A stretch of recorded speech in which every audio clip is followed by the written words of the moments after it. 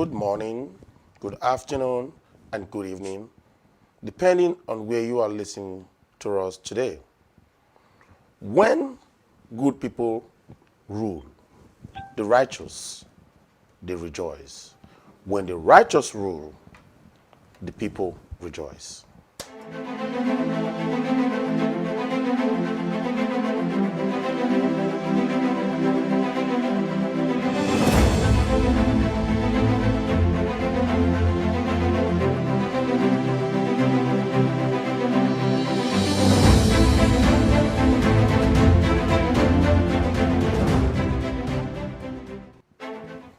Welcome to Gbkm Temperature Room Day 2.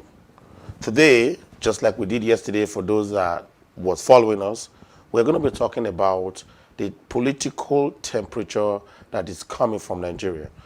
By political temperature, we're talking about the governorship election that will be held tomorrow. We are going to be talking about the temperature. My name is Kenny Bazwaye. I will not proceed without acknowledging our sponsors.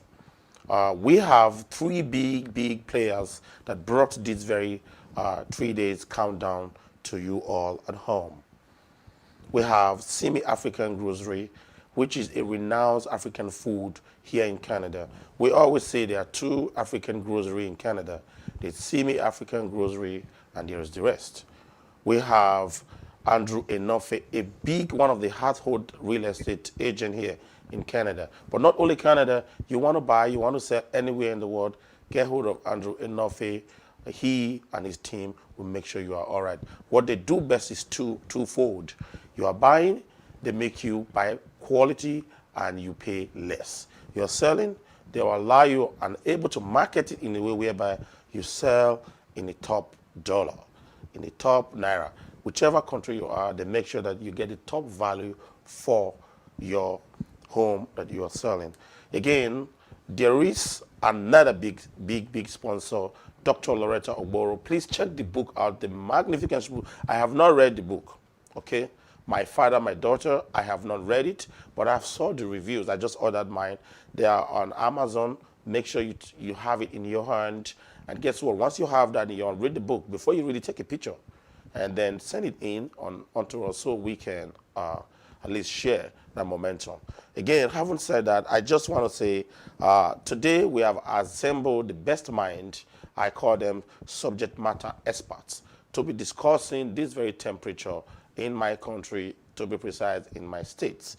First of all, on the screen, before I proceed, I would like to introduce to you all our viewers all over the world a renowned and a dual man that live here in Canada, Sergeant Basi Osaigi. Sir, I know I cannot, as always, do justice to your name. I will allow you to introduce yourself better to our people, our viewers, and listeners all over the world. Well, my name is Basi Osaigi. I'm a sergeant with Toronto Police. I've been with Toronto Police for 22 years. I came here to Canada as a young man, did my last grade in high school, attended York University, graduated before I became a police officer. I've been with Toronto Police and I have done various things, primary response, homicide, criminal investigation, community response. So I'm just here, not just as a policeman, but as an Edo citizen, as a concerned Edo citizen, concerned for our future, for our safety, and the well-being of Edo people.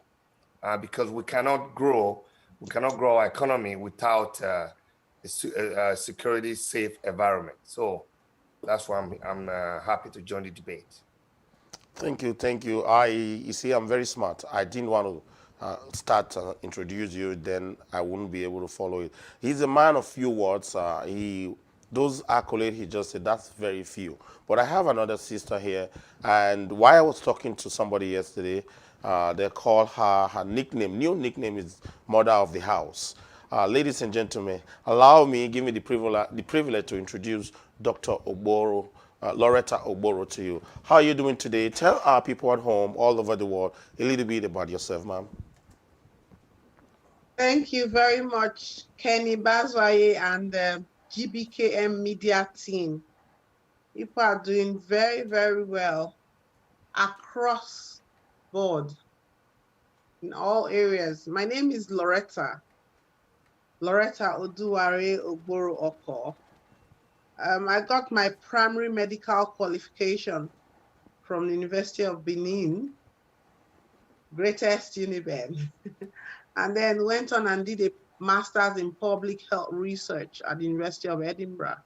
I'm a member of the Royal College of Obstetrics and Gynecology and got an MSc Clinical Education from Sheffield Hallam. Currently doing PhD in Law and Criminology at the Sheffield Hallam University. Amongst other things, I'm an author of the book, like Kenny had said at the beginning, a book titled My Father's Daughter, where you look at the upbringing of a child, in this case myself, and the input the father made to help the child navigate the sociocultural terrain as well as the world ahead. I do clinical education and medical simulation training, and I'm a women and youth advocate. I'm a motivational East Place blogger at www.lorettareveals.org. I'm a humanitarian and goodwill ambassador. I'm interestingly president of the University of Benin Alumni Association United Kingdom branch. Kenny, I don't like people telling me to talk about myself. I've not done this in a long time. It just I made me do what I don't like. thank you very, very much. Part of the thing that I cherish about Loretta is she really is the one that put people forward and make sure that she let people flourish in their strengths. But sometimes you have to do your best. From behind the camera, we'll try and push you forward. So I know that you just said a few, but thank you very much for your time, and I respect your opinion, but it's just that we have to do what we have to do. I have next my sister all the way from Lagos, a representative from Gbkm TV, Precious Omori. I will now allow you to introduce yourself to our people at home and in diaspora. You may have to mute yourself because we can. You may have to mute yourself. We cannot hear you Can you now. hear me now? Excellent. Go ahead, ma'am. Good day, everybody. My name is Precious Omori Ose. I am from Edo State, Benin, precisely from Gbkm, and I am a graduate from Auchi Polytechnic. I studied mass communication. I'm the Chief Operating Officer of Elevated TV and also a co-founder of Gbkm Media, owners of Elevated TV. I'm a volunteer teacher. I've been doing that for quite like 3 years now here in Lagos State. And also I work with BKDF, Bako Kantagora Development Foundation, is an NGO that is stated in the northern part of Nigeria. I work as their head of media. Thank you very much. Thank you very much. Thank you. Thank you. That's very, very on point. I have my brother here. I always call him my brother from another mother. This man has done a lot of work. A man that he ran to become, he was an aspirant in this very election that we're going to be talking about today. Hence, we thought his opinion will be very, very, very valid in this discussion today. Allow me to introduce to you Mr. Uyi Osunde. Please, my brother, tell our listeners, our viewers all over the world, a little bit about yourself. So you may have to unmute yourself, sir. We know that because of protocol, we always mute people, but you may have to unmute yourself so people at home can hear you. Well, good evening, everybody. This is Uyi Osunde here. I am the aspirant for this governorship election in Edo State under the platform of African Action Congress, AAC. I am a philanthropist. I'm the president of Kind Action Global Foundation and Edo Liberation Movement. So I'm also the CEO of Eden Orphanage in Benin City. Thank you. Thank you very much, sir. That was very short and eloquent. My brother here from Toronto, we have our brother here, Dr. Brown. Dr. Brown is an activist, a man that has imparted the community. When I say community, I'm talking about local and international community. Dr. Brown, please may you give us the pleasure, people at home and in diaspora, the pleasure to get to know you more. Yes, we will want you to maybe unmute yourself. That may help, please. Okay, can you hear me now? Yes, we could hear you, sir. Go ahead.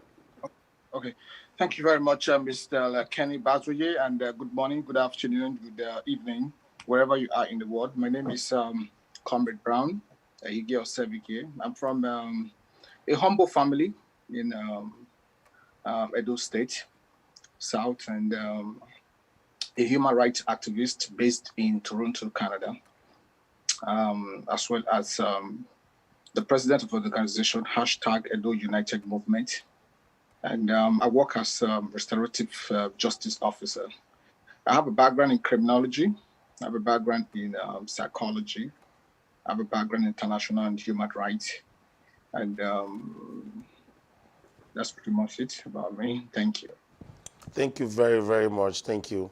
Our next brother here is a man that I'm familiar with. As a matter of fact, I spoke with him today and we spoke a lot. Brother Newton. We know him, popularly known as Archbishop of Activism, Mr. Archbishop. I don't know if Mr. can go with Archbishop, but if you walk, you walk. Why not? I get away with it. Sir, give us the honor. Unmute yourself and introduce yourself to our viewers at home. Good day, everyone. I want to first of all appreciate you, Ken Bazwaye, for setting up this kind of program for us to view, particularly in this recent, I will call it predicament we are right now, because we never know what's going to be happening, but we pray for peaceful election. My names are Comrade Newton Benegun, the Archbishop of Activism, by the grace of God, the CEO of the International Association for the Improvement of Colored People, at the same time, the Managing Director of Newware Construction International Limited. I'm from Edo State. I live here in Spain. Thank you. Thank you very, very much. Thank you very much. The next I will be asking to unmute himself is my brother here. He's currently in Lagos, in Benin, my bad, on ground, and he will be giving us feedback as to what is happening here. Ladies and gentlemen, this young man is a man that has done well for himself, and he was also live with us yesterday. Mr. Alessa Bryan, please give us the honor to get to know you better. Yeah, my name is Alessa Bryan. Maybe you want to put the mic close. Maybe you want to handle the mic and put it closer. Thank you. Oh, okay. My name is Alessa Bryan. I'm a trained engineer. I studied electrical electronics engineer, first degree, second degree, and my third degree by God's grace. But for now, I'm a farmer at the same time, a politician by God's grace. Thank you. Thank you very much. Thank you very much. Thank you guys for your selfless introduction. We're going to go into the nitty-gritty. Before we left off yesterday, we talked about a whole lot of things. But today we're going to drill down to other political parties that are not very as big as these two big giants. I understand that there are 14 in total that is on the ballots. I want to start with Mr. Uyi Osunde. Do you think the two front runners, which is APC and PDP, and some people will measure that they are the same. First, do you think they are the same? And do you think that other parties, when I say leading, I don't mean by size, will unrival them one day, knowing that you are from AAC, a very young political party in Nigeria? Yeah, good evening, everybody. Yeah, if you say APC and PDP, they are one and the same party, you are not far from the truth, because the person contesting under APC today was contesting 4 years ago under PDP. And the same person contesting under PDP today was contested under APC 4 years ago. So it's just the same, they are just the same thing. So it's just because in Nigeria we have political parties that does not have ideologies. that you cannot actually separate APC and PDP. The only thing you can use to separate them is the broom and the umbrella. Outside that, there is no separation. They do the same thing. They act the same way. They behave the same way.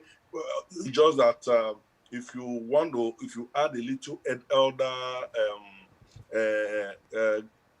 look in depth, you will see that one is slightly more wicked than the other, very slightly. So that is how I see. But from what we have achieved in AAC, it has proven that a new Nigeria is possible. AAC was just registered about 2 years ago. August, 2 years ago to be precise. So if a very young party can make so much impact to this point, it goes along without money, without just a common man, a political party, just a political party for the youth, for the younger generation. It goes to tell you that things can change in this nation if the younger or the smaller political parties put their hearts together. We can actually take it back. But the current political landscape, the current political structures, the electoral laws in Nigeria will not make it viable for young political parties to excel the way they ought to be in Nigeria. Wow, thank you very, very, very, very much. Well said. I'm going to quickly switch now to my brother, Mr. Brahim. I just want to ask, do you agree that a lot of people will say APC and PDP, they are the same, and we should at least, let's look forward to a new political party that cannot be alike? Would that be your take?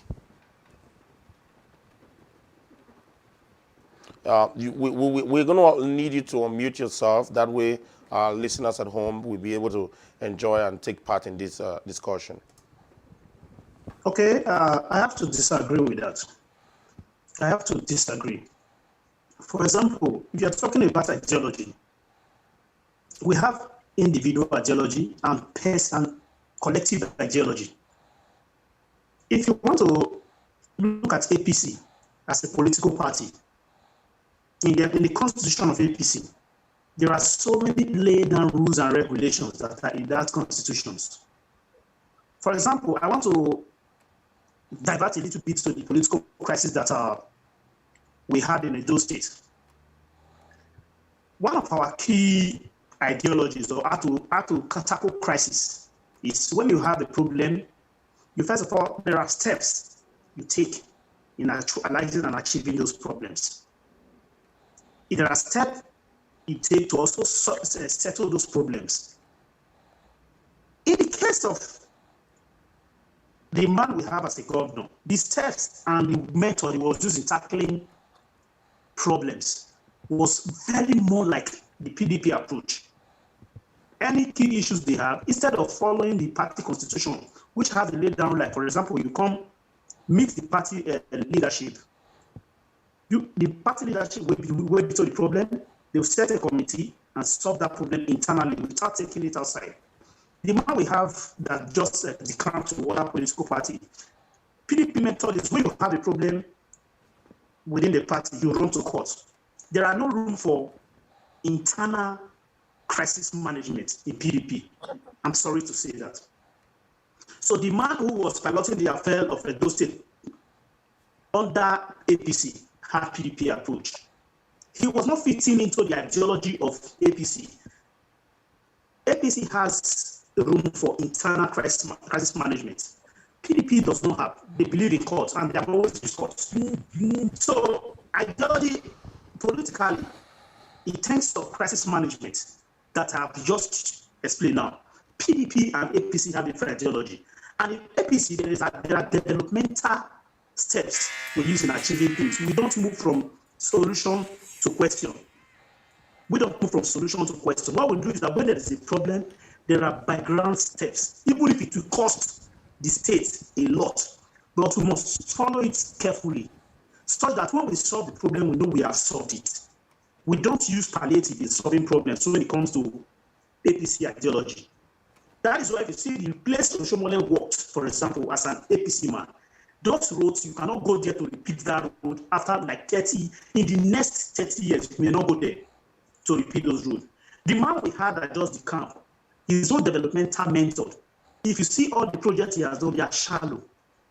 They are just, it's more like a palliative. Let's just do something there so that we're going to go in details as to we're going to go in details as to ideology differs. We're going to go in details as to what you've done, what each individual have done, but we just wanted to identify first of all if. No, my explanation is this. It's not about, there's no way we have different quotients. There's no better way I can explain ideology to you. I use, first of all, crisis management. Is a part of ideology of the political party. Another one is development. In APC, we don't believe in palliative. We believe in direct approach, settle this thing once and for all. Even if it will cost us to take time, but we do it from the scratch. So that's why I disagree.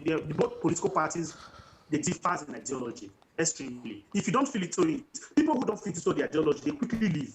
Thank you very much. I see.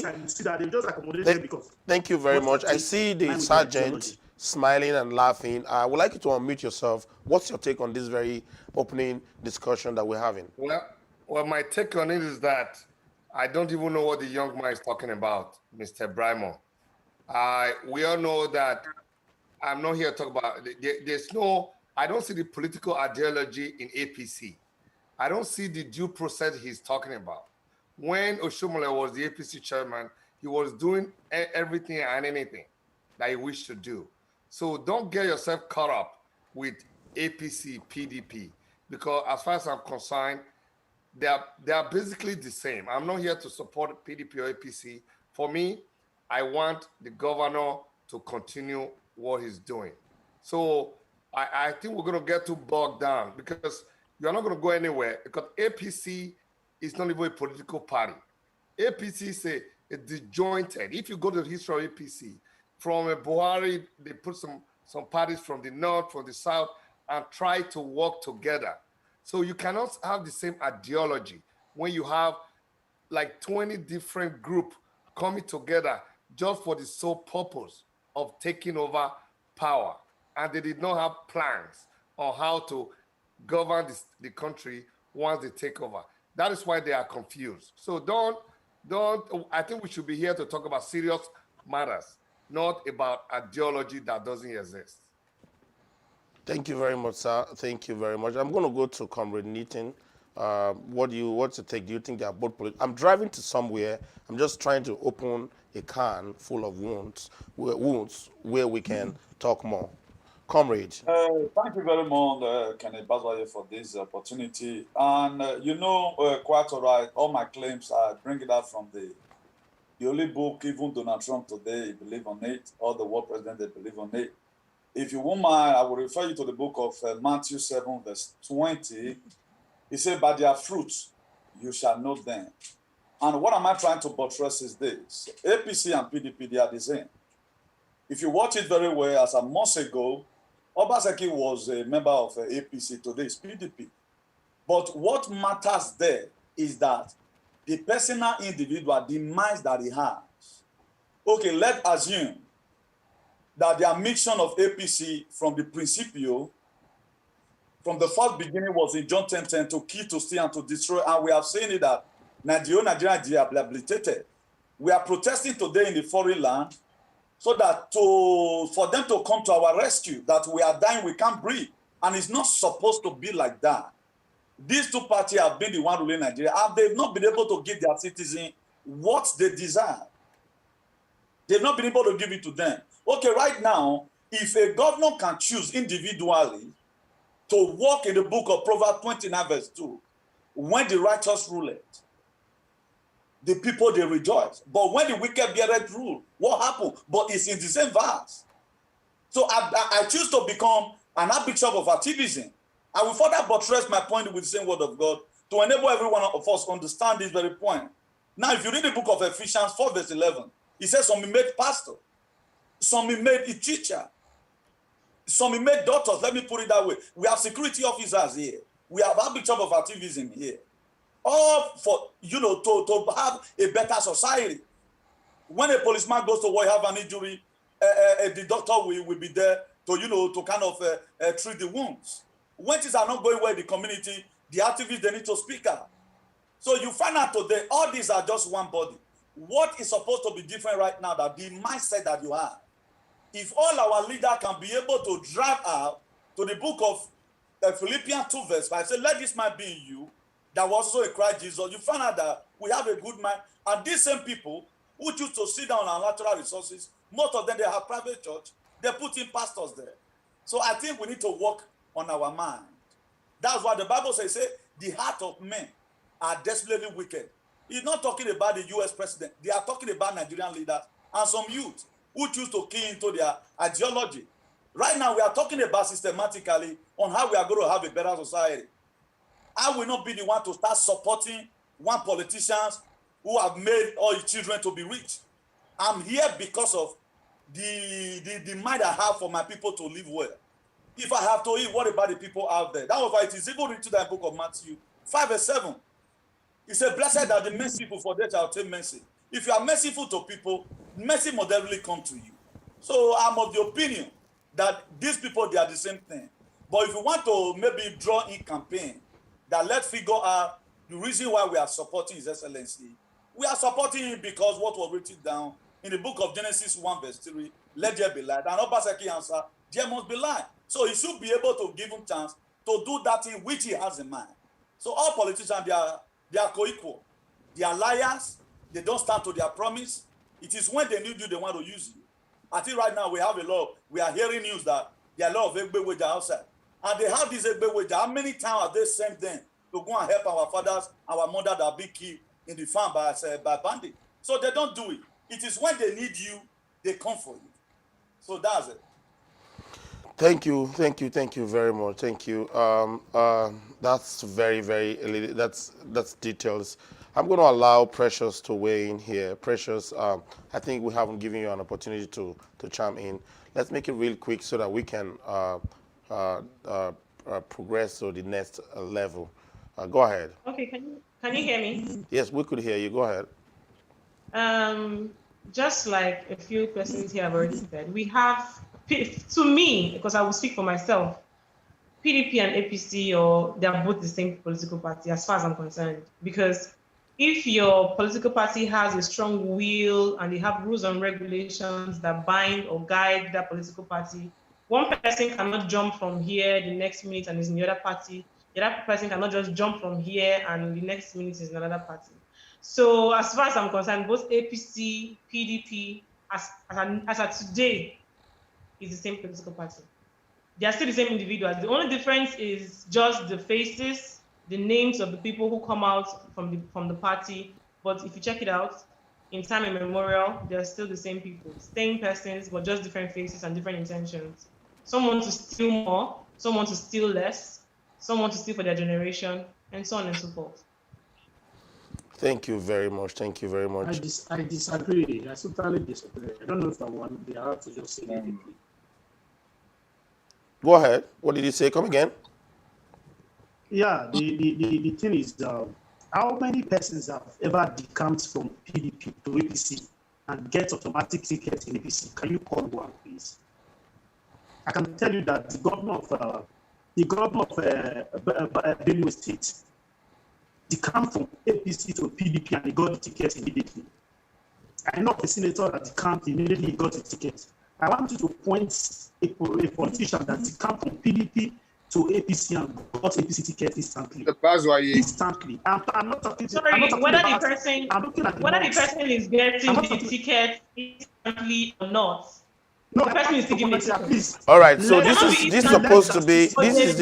This is just an intro, guys. This is just an intro to today's discussion, and it's already taking like 5-6 minutes of our time. We're going to try to be brief. The reason why we are asking this is because let's draw down to the Edo State governorship that is happening today. Let's talk about what is happening as we speak right now. What has happened? What do we think that has happened?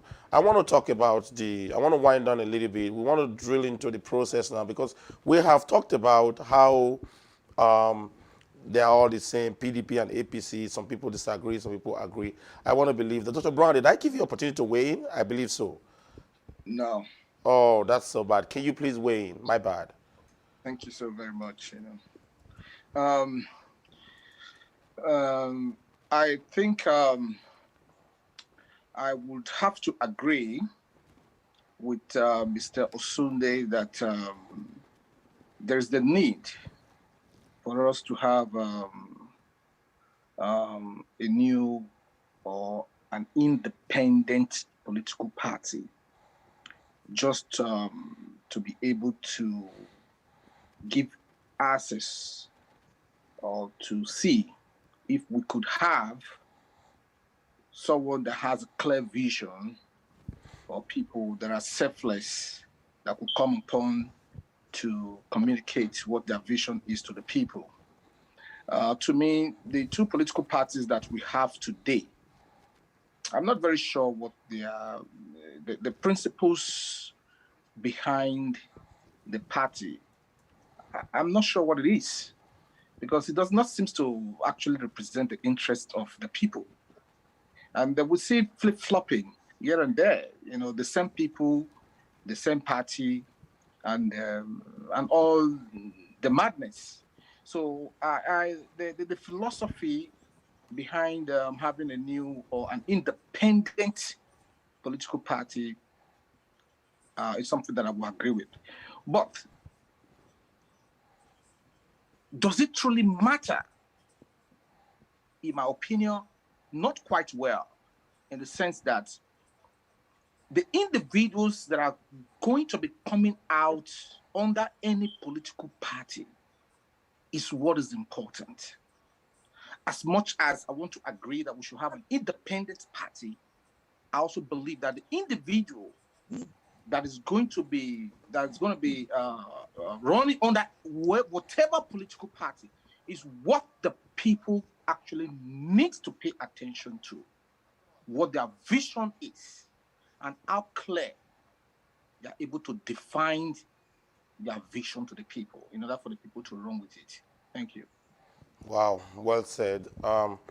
That's being said, ladies and gentlemen, we're going to drill into the campaign that has been going on for months now and the way each candidate. Let's take the two big candidates right now that people will say that we just open and said which one is the same, this is not, the other one is alike, and so on. Let's take the two of them for example now. Let's go back to the methodology of campaign. A lot of people have thought that involving the diasporas in campaign like this is fruitless. Some people will say, no, it's not fruitless. It's something that is really needed. And we have seen both parties, on both two parties, in this very election involving a lot of people from diaspora. I want to start with Dr. Loretta. Do you think the diasporans participating or being part of this electoral process, when I mean electoral process, making their voice heard by way of demonstration, like for example, I saw today, Dr. Brown, one single man, only one man riot in the front of a police station. Do you think that is what was really needed? And if yes, how is that impactful on ground? Thank you very much, everyone. I will start by making two statements and we'll hold the thoughts on those two statements. The first one is he who pays the piper dictates the tune. So hold that thought. And then the second one is that evil prospers when good women and good men fail to speak. So let's hold those two sentences. Then now let's go on and see what has been said about Nigeria's foreign reserves. In 2017, there were figures that Nigeria's foreign reserve was about, in 2014, it was about 17 billion or so. And then it came to 23 and we're talking of dollars in 2017. So these are the official figures from the central bank and the relevant international agencies telling us the number or the amount of monies remitted into Nigeria by those outside of Nigeria. Now, we also know that Edo State, whether we like it or not, contributes a lot in Nigeria to the migrant population. And it is not necessarily a good thing, but 75% of migrants that were sent back into the country are all from Edo, the illegal ones that were sent back.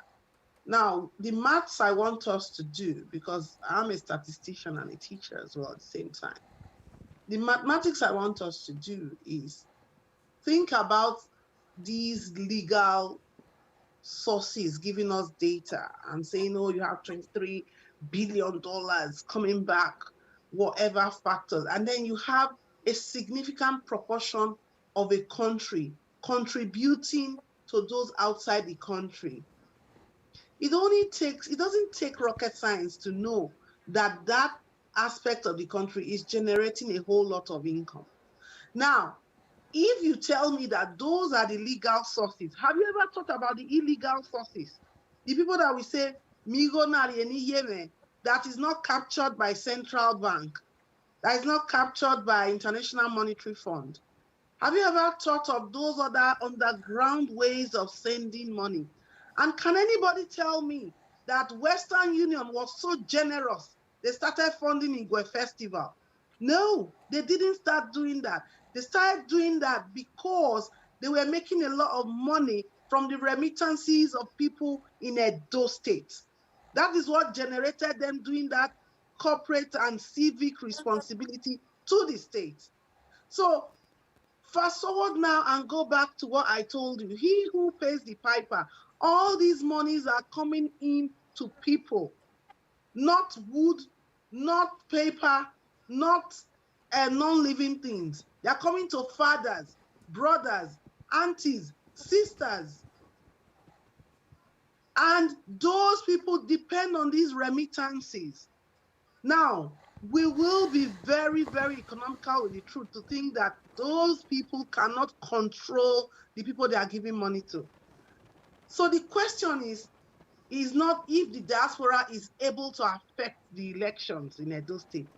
The question is, how much are they affecting the elections? Because they are already affecting the elections. Baseline, take this from me here and take it to Timbuktu. They are affecting the elections. They've been affecting the lives of the people. So they can only affect anything that's happening to the people, their mothers, their fathers, their brothers, and their sisters. Thank you very much. So they are affecting a lot, and there is no need to overflow the issue. Thank you very much. I came to understand something that just came to mind now, that maybe we're going to be making our input a little bit quicker so that we can cover more space, because we really don't have time. I want to go with Dr. Brian. Do you think we are actually impacting the states and the election? Will it reflect at the election when it comes to diasporans? Yeah, very well. Can you hear me? Yes, correct. We can hear you. Yeah, I agree with Dr. Lorenta that Edo diaspora has very huge impact. Can possibly have a huge impact on the election, because the fact that Edo election has become a global attention at the moment is actually because of Edo diaspora and how much Edo diaspora is trying to add voice to what is going on in the political spectrum in Edo State. And drawing from what our sister just said, Dr. Lorenta, that the fact that Edo people, many Edo people are very well financially principal providers for their family back home. So they'll be able to have a huge impact on their decision making.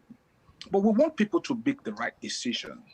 we do not want people to be influenced into voting for a particular candidate because we are principal provider to them.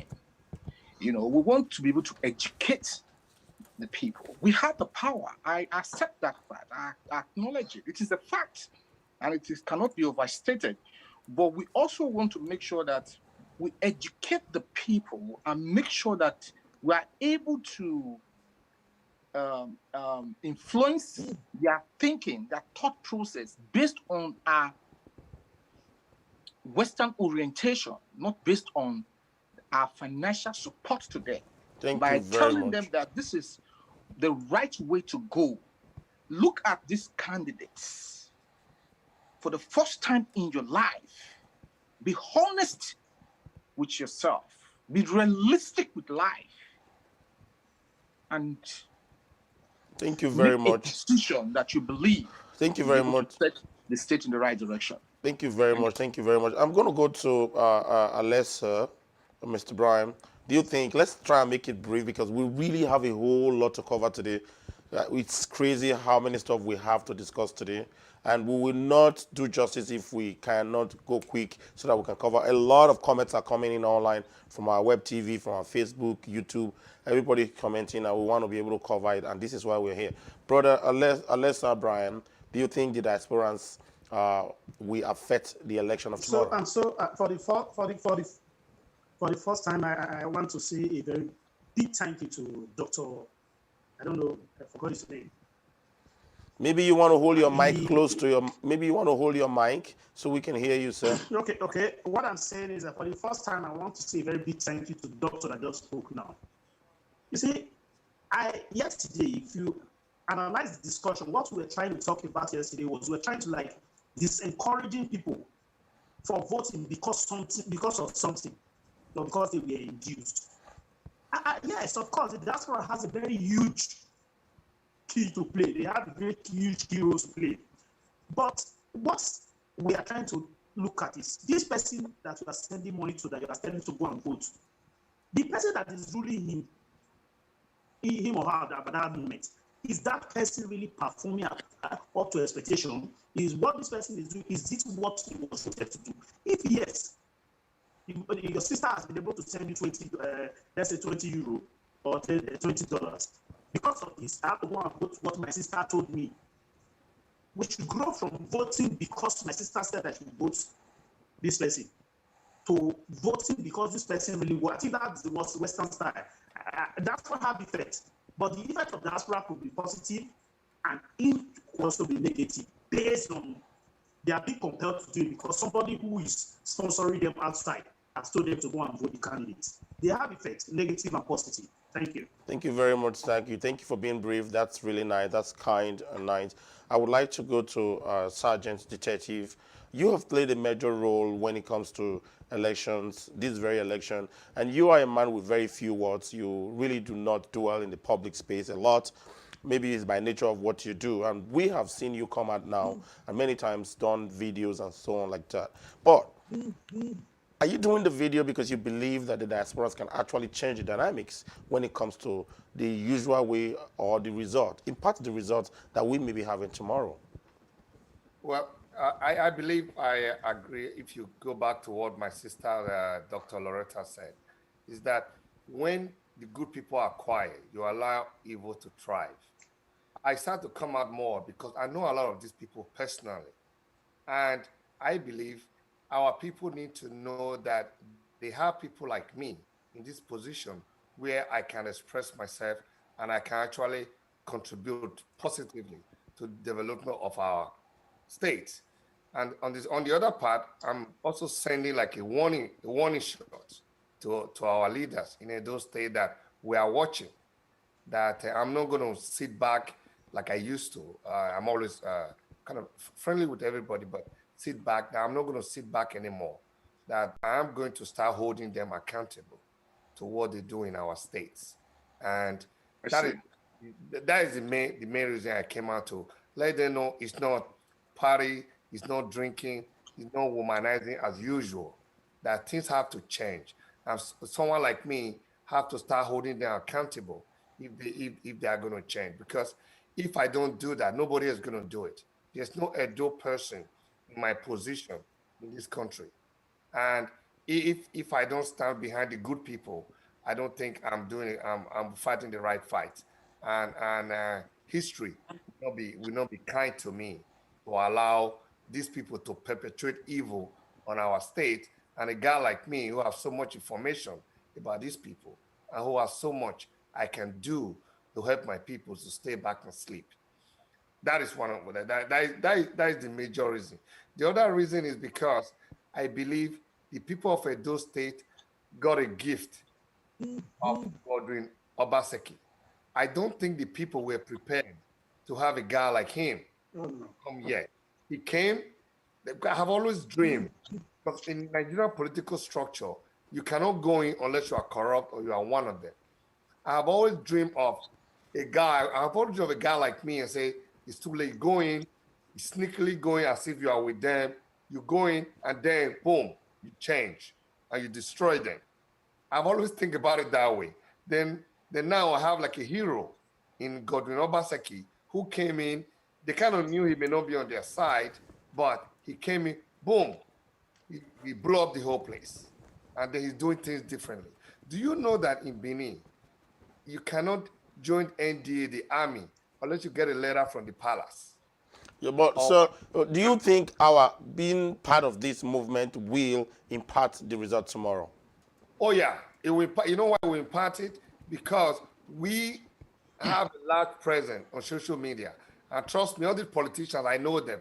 Their phone, their WhatsApp, their Facebook, they listen to everything we do. If someone tell you it doesn't modify their behavior, they are lying to you. They watch everything, and our people are also watching us. I get phone call from my people say, "My brother, keep doing what you're doing. We're in Benin. We're supporting you." My village, I'm from Muhi village. It's a big village. For our people to see me and knowing that I recognize, I work to ensure Governor Obaseki re-election. A lot of them have not even belonging to PDP have told me they're going to vote for Governor Obaseki. Thank you very much. Thank you very much, sir. Thank you very much.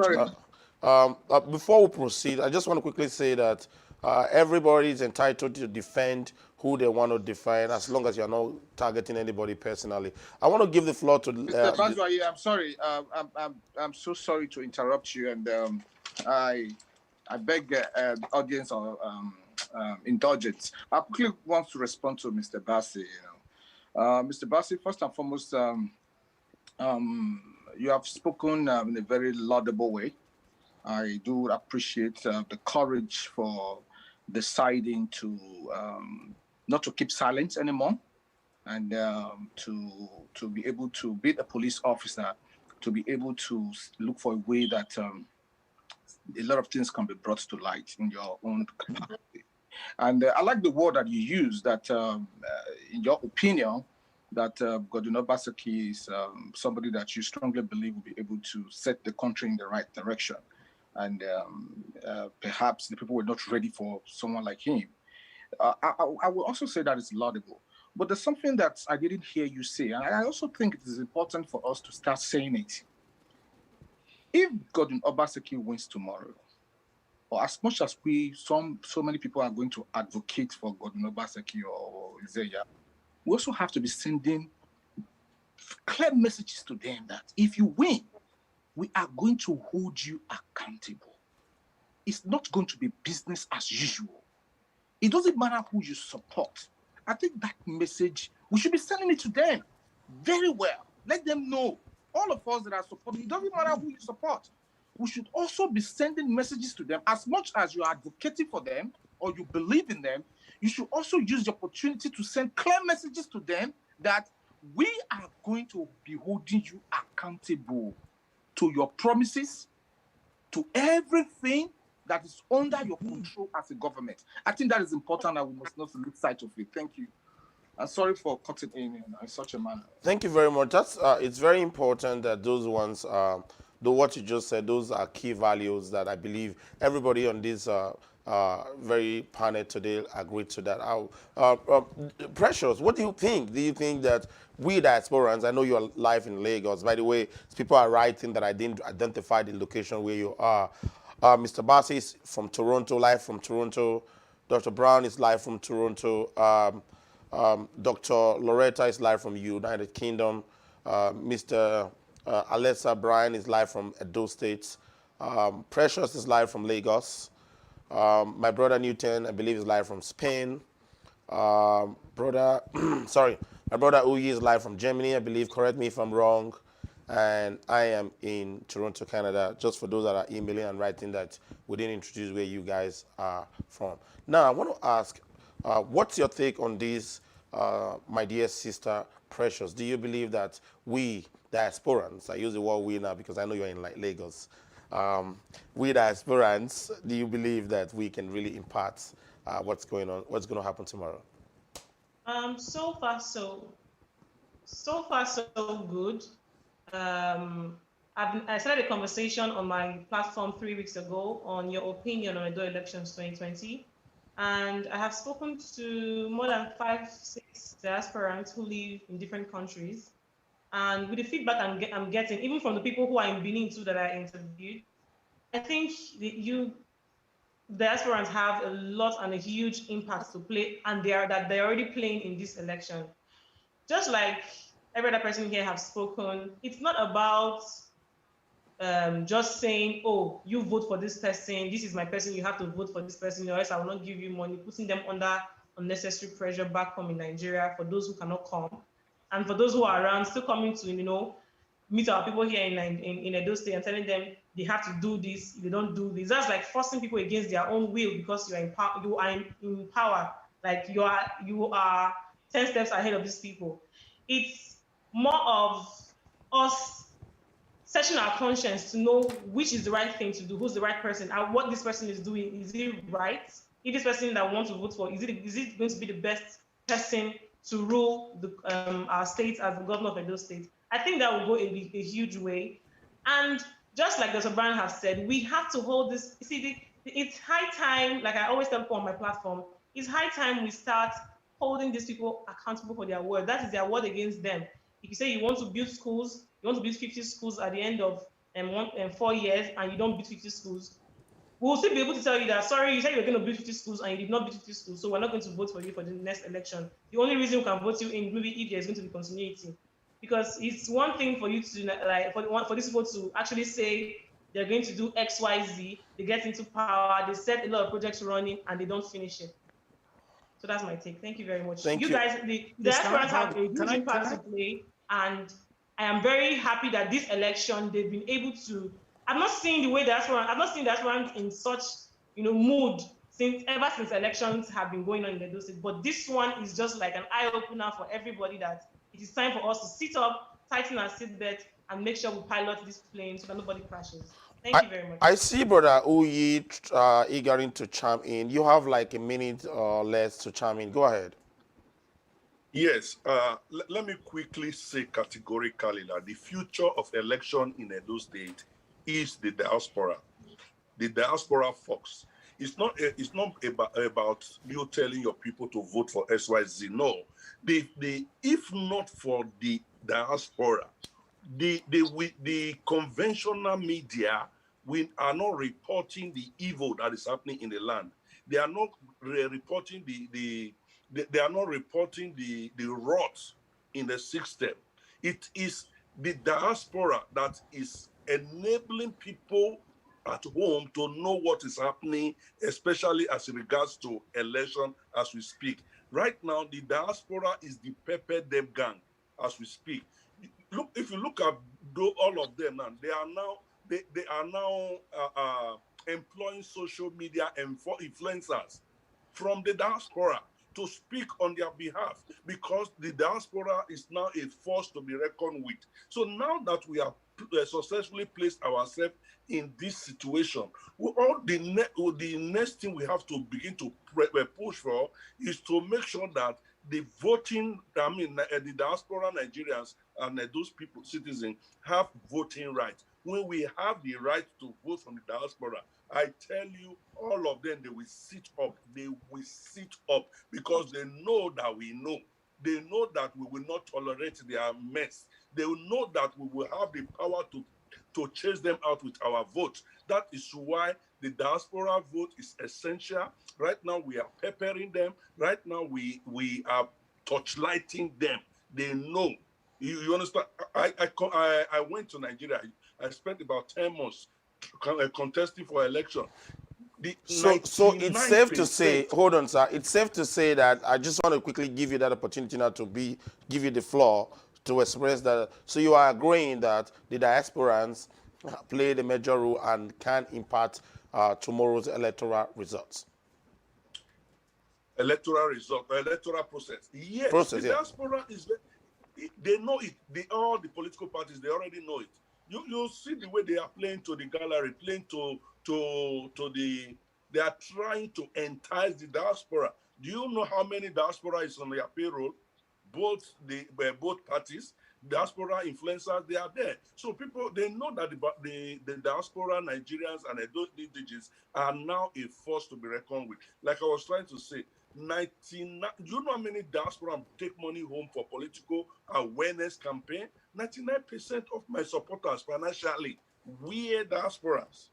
People using their money to print posters, using their money to buy whatever printing, voting materials, who are interested in good leadership, good in the state. And some of them have never even been to Nigeria. Some of them are Thank not even you. holding Nigerian passports. Thank you. But yet Thank they you are very much, interested in sir. the well-being of Thank you very much, sir. Brother Newton, the epic shop of activism, I want you to come in. Do you really believe that diasporas we change the dynamics, or are we already changing it, and are we going to impart the result we are going to have tomorrow? Yeah, definitely. If you can still give me a biblical latitude, if you read the book of Isaiah It's a little bit 46, low. Sir, you're a little bit low. Go ahead now.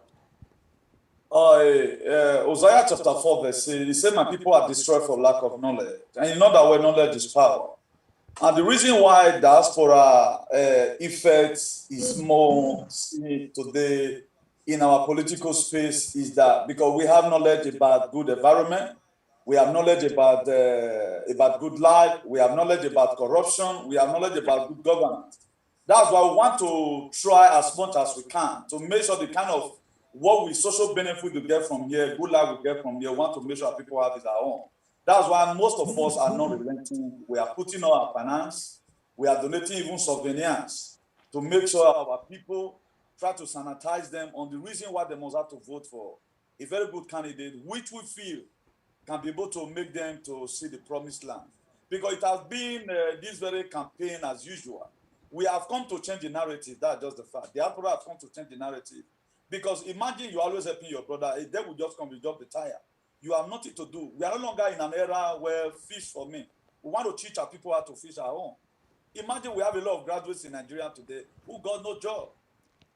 Imagine if you can just shoot gun, you are a politician, they give you a good job, and the graduate who were supposed to be working in an office, a graduate will not be boy to one person who does not even have a primary school living through certificate. So we want to make sure we have a good environment. I get diaspora have done relatively well, and we are still going to do more by the grace of God. Thank you very much. Thank you very much. I see Dr. Loretta want to weigh in. After that, we're going to quickly change the topic. Go ahead. I just want to correct a few notions.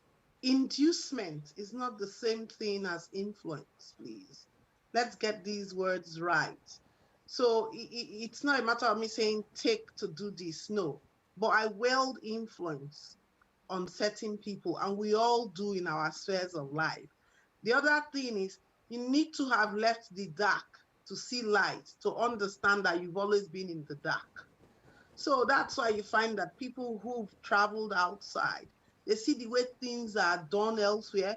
And I always say there's something called cultural integration, where I take the good things from another culture, merge it with my good ones, and get a new hybrid.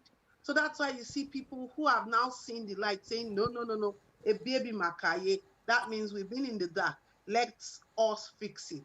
And the other thing is that nature does not abhor a vacuum. So nature does not accept a vacuum, I mean. So it abhors a vacuum. So if you don't speak, something's going to fill that space. And the thing that's going to fill that space, you may not like it. So you better speak. And finally, followership awakens and keeps leadership directed. So if the followers don't wake up to their responsibility to hold the leadership accountable, we're going to keep having all the things that happen in circles.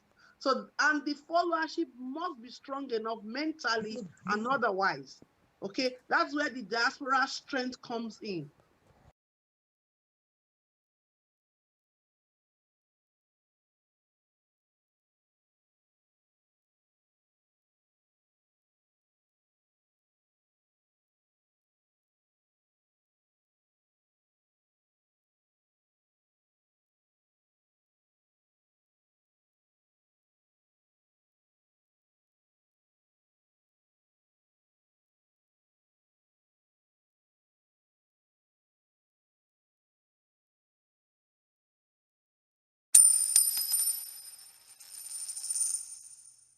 You know who you are.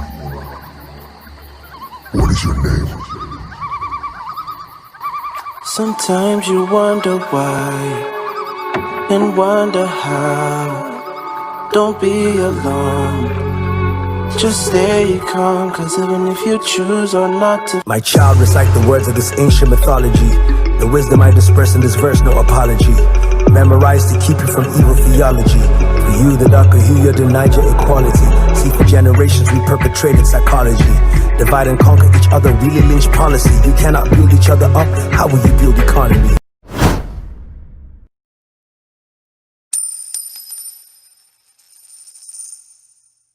You know who you are. What is your name? Sometimes you wonder why and wonder how. Don't be alone. Just stay calm, cause even if you choose or not to. My child, recite the words of this ancient mythology. The wisdom I disperse in this verse, no apology. Memorized to keep you from evil theology. For you, the darker hue, you denied your equality. See, for generations we perpetrated psychology. Divide and conquer each other, really lynch policy. You cannot build each other up, how will you build economy?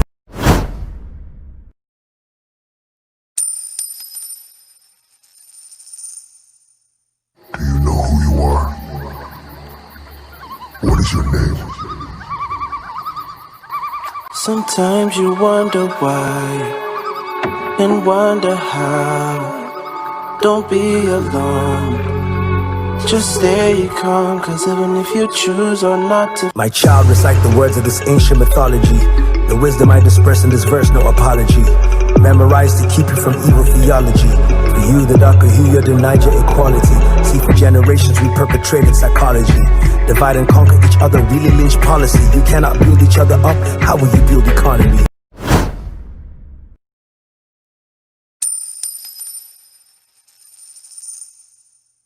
You know who you are. What is your name? Sometimes you wonder why and wonder how. Don't be alone. Just stay calm, cause even if you choose or not to. My child, recite the words of this ancient mythology. The wisdom I disperse in this verse, no apology. Memorized to keep you from evil theology. For you, the darker hue, you denied your equality. See, for generations we perpetrated psychology. Divide and conquer each other, really lynch policy. You cannot build each other up, how will you build economy?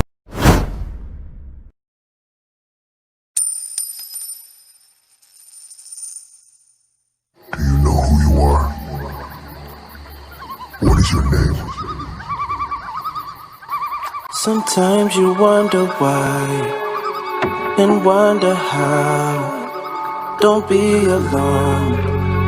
Just stay calm, cause even if you choose or not to. My child, recite the words of this ancient mythology. The wisdom I disperse in this verse, no apology. Memorized to keep you from evil theology. For you, the darker hue, you denied your equality. See, for generations we perpetrated psychology. Divide and conquer each other, really lynch policy. You cannot build each other up, how will you build economy?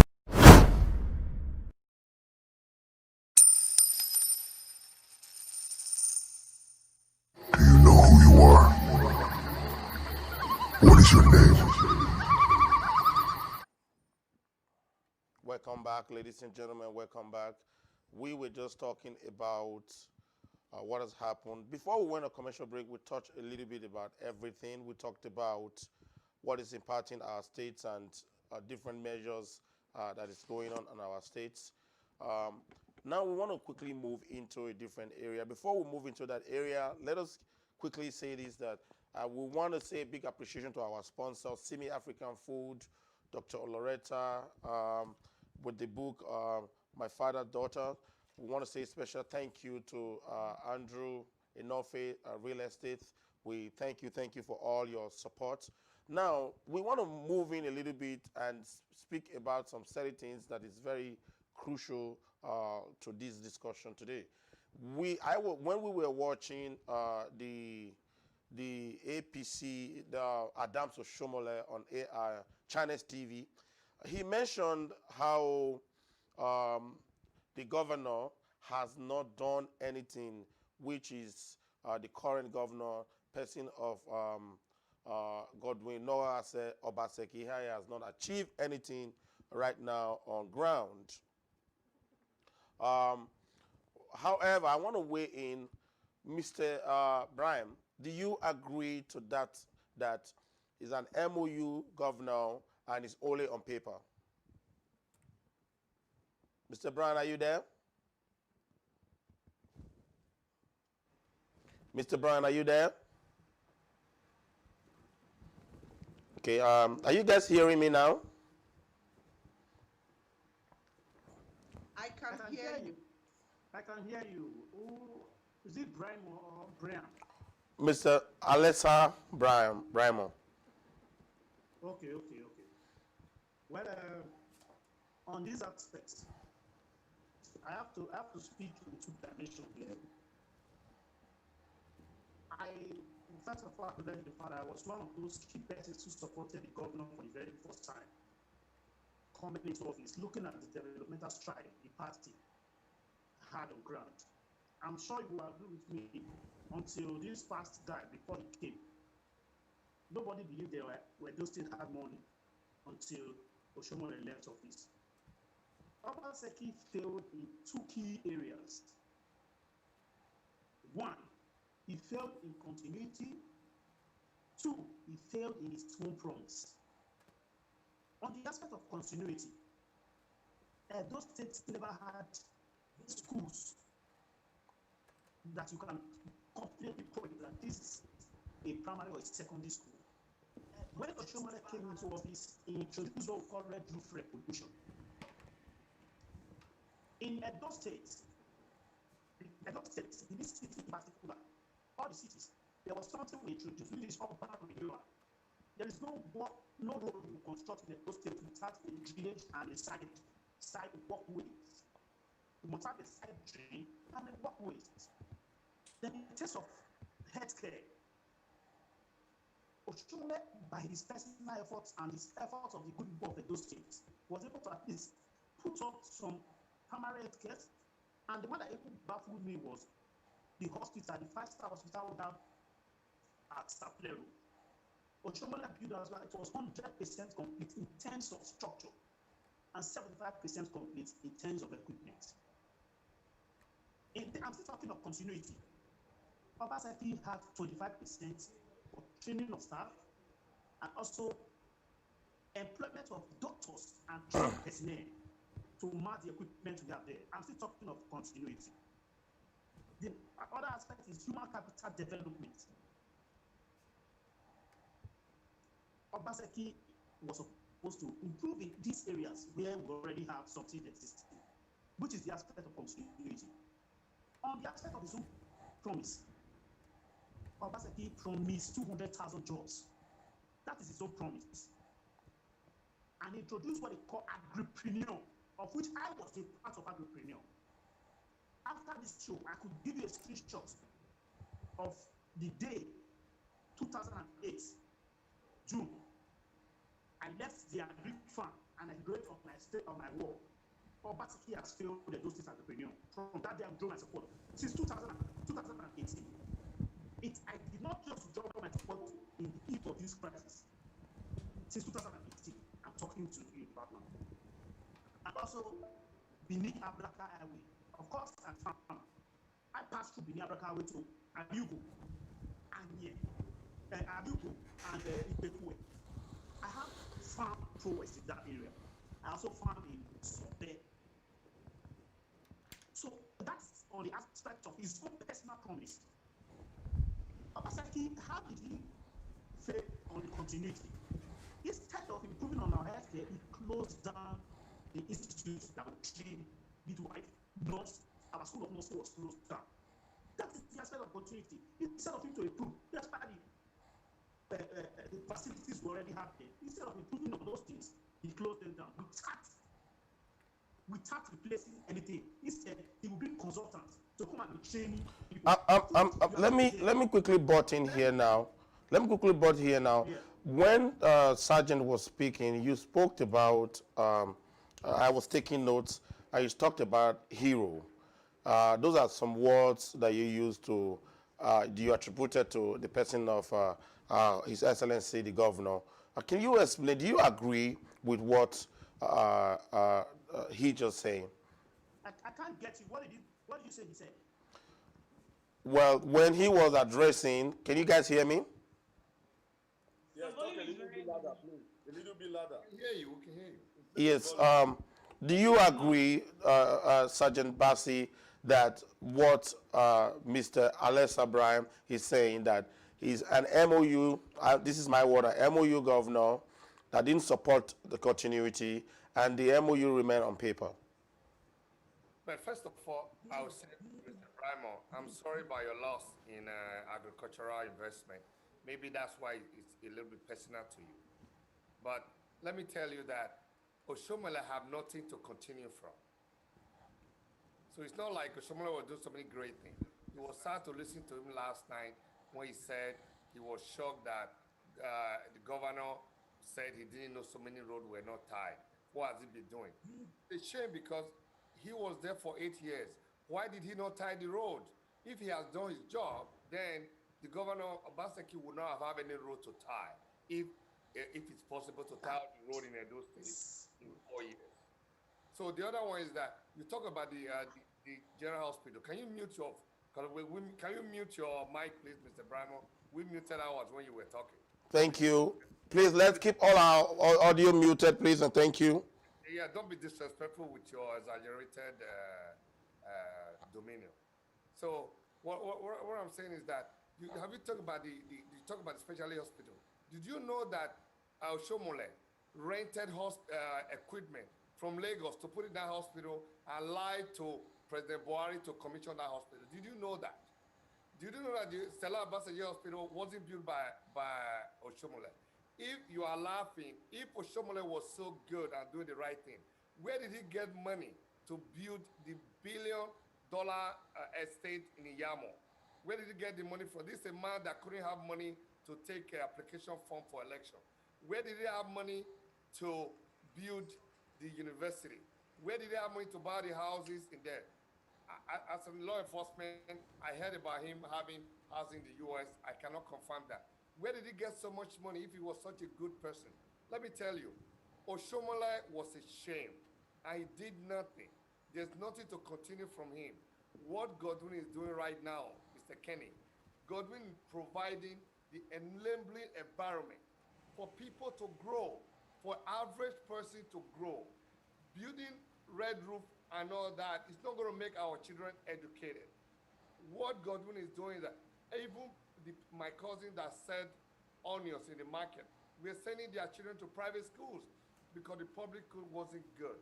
Now Godwin have changed that, and people are taking their children from private school to public school, and they put more money in their pocket and increase their spending power. That's how you grow the economy. How do you grow the economy? I'm going to allow some. Hold on. Oshomole did not educate the youth. Instead, he gave them guns, gave them to collect money. But that's not what Governor Obaseki is doing. Obaseki is empowering the youth through technology, through innovation, so that we can have a better future. So let's not compare apple and orange, because Shomole, he's not only a thief, he's a corrupt individual.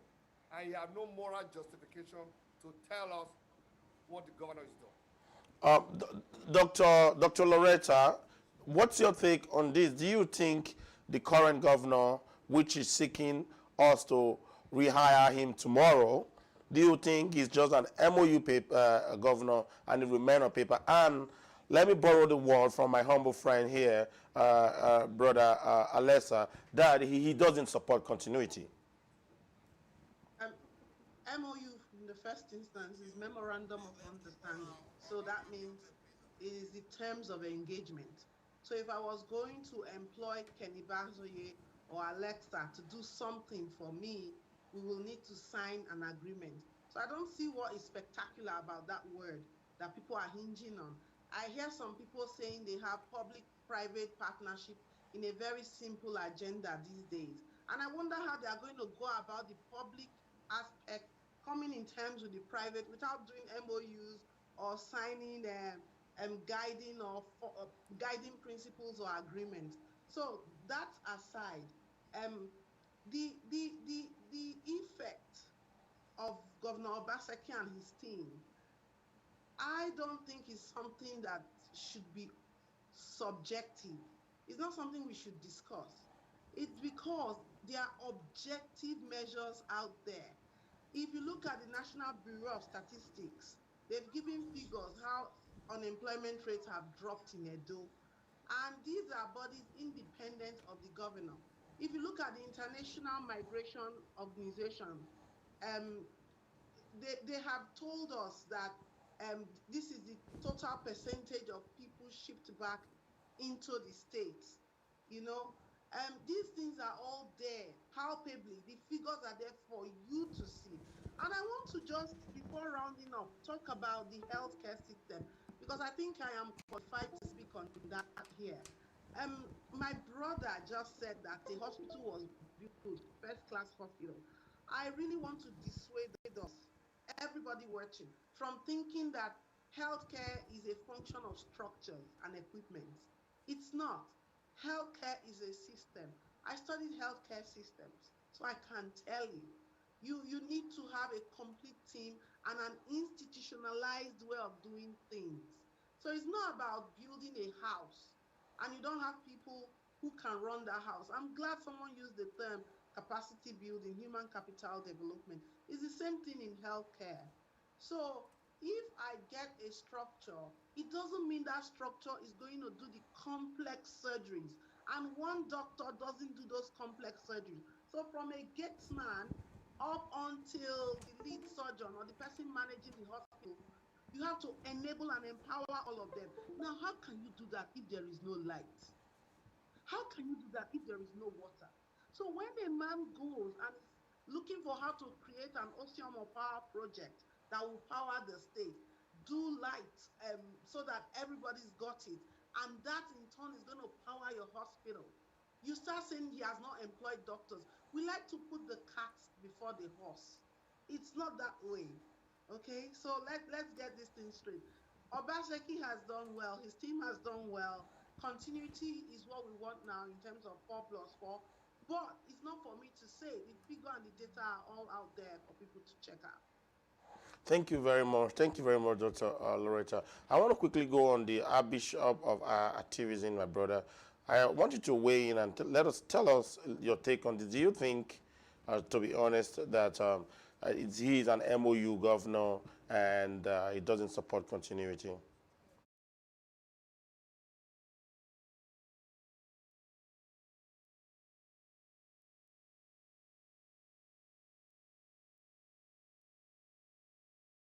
Problem here, if Oshomola and Obaseki will still be together, I guess a lot of the supporters today, the EPM and wherever, they will still be celebrating the same persons. But one thing we get to know here, the reason why there's too much instigation, the reason why there's too much barbaric behavior and all of that, is because there's already quarreling within. Now, if you also read the book of Hebrews, I know a lot of people, I want you to use the Bible paper. Hebrew 13 verse 1, he said, let brotherly love continue. Then the question is, para qué? Why are we going to continue brotherly love when we are not working towards the same direction? You know, a lot of people, when they set up an agenda, whether good or bad, they want you to keep on doing the same thing that they are doing. Everybody have his own mindset. Like if you watch this realm of activism right now, I choose to follow this path. I think I'm the first person activist in the world who uses the word of God to do his claims. We have a law enforcement officer here. He can arrest me tomorrow. Maybe my man Victor pass it on. That is it. I've made it clear. Is it there in the book of Ephesians 4 verse 11? Every one of us have his own calling. But the reason why I'm afraid of this generation is that we support everything our leader is supporting. We are being driven by their ideas. And these same people we feel we are clamoring for, and we are not really looking at the next governor that is coming. Okay, what is some of my purpose? I support good governance. If Oshomole turn a new leaf tomorrow, like it is written in the book of Matthew 4 verse 17, that repent for the kingdom of heaven is at hand, I will support him. That is just the fact. But the main problem we have here is that there is no unity among us.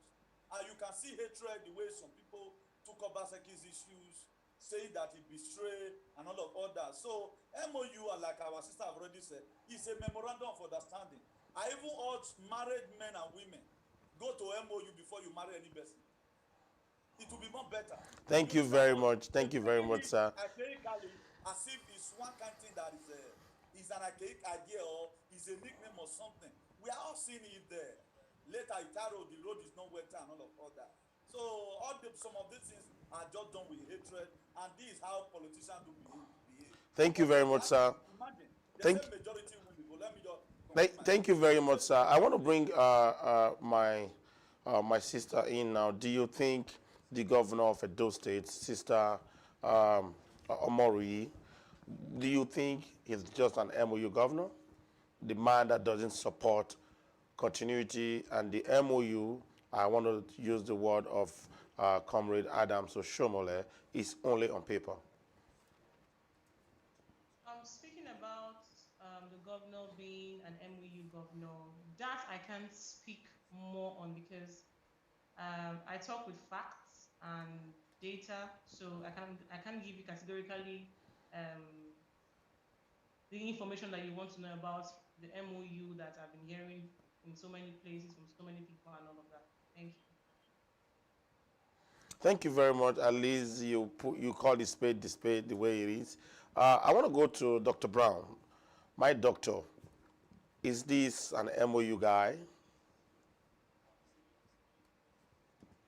And does it support continuity? Is the MOU just on papers? Well, I think the word MOU is kind of probably want to understand what it represents.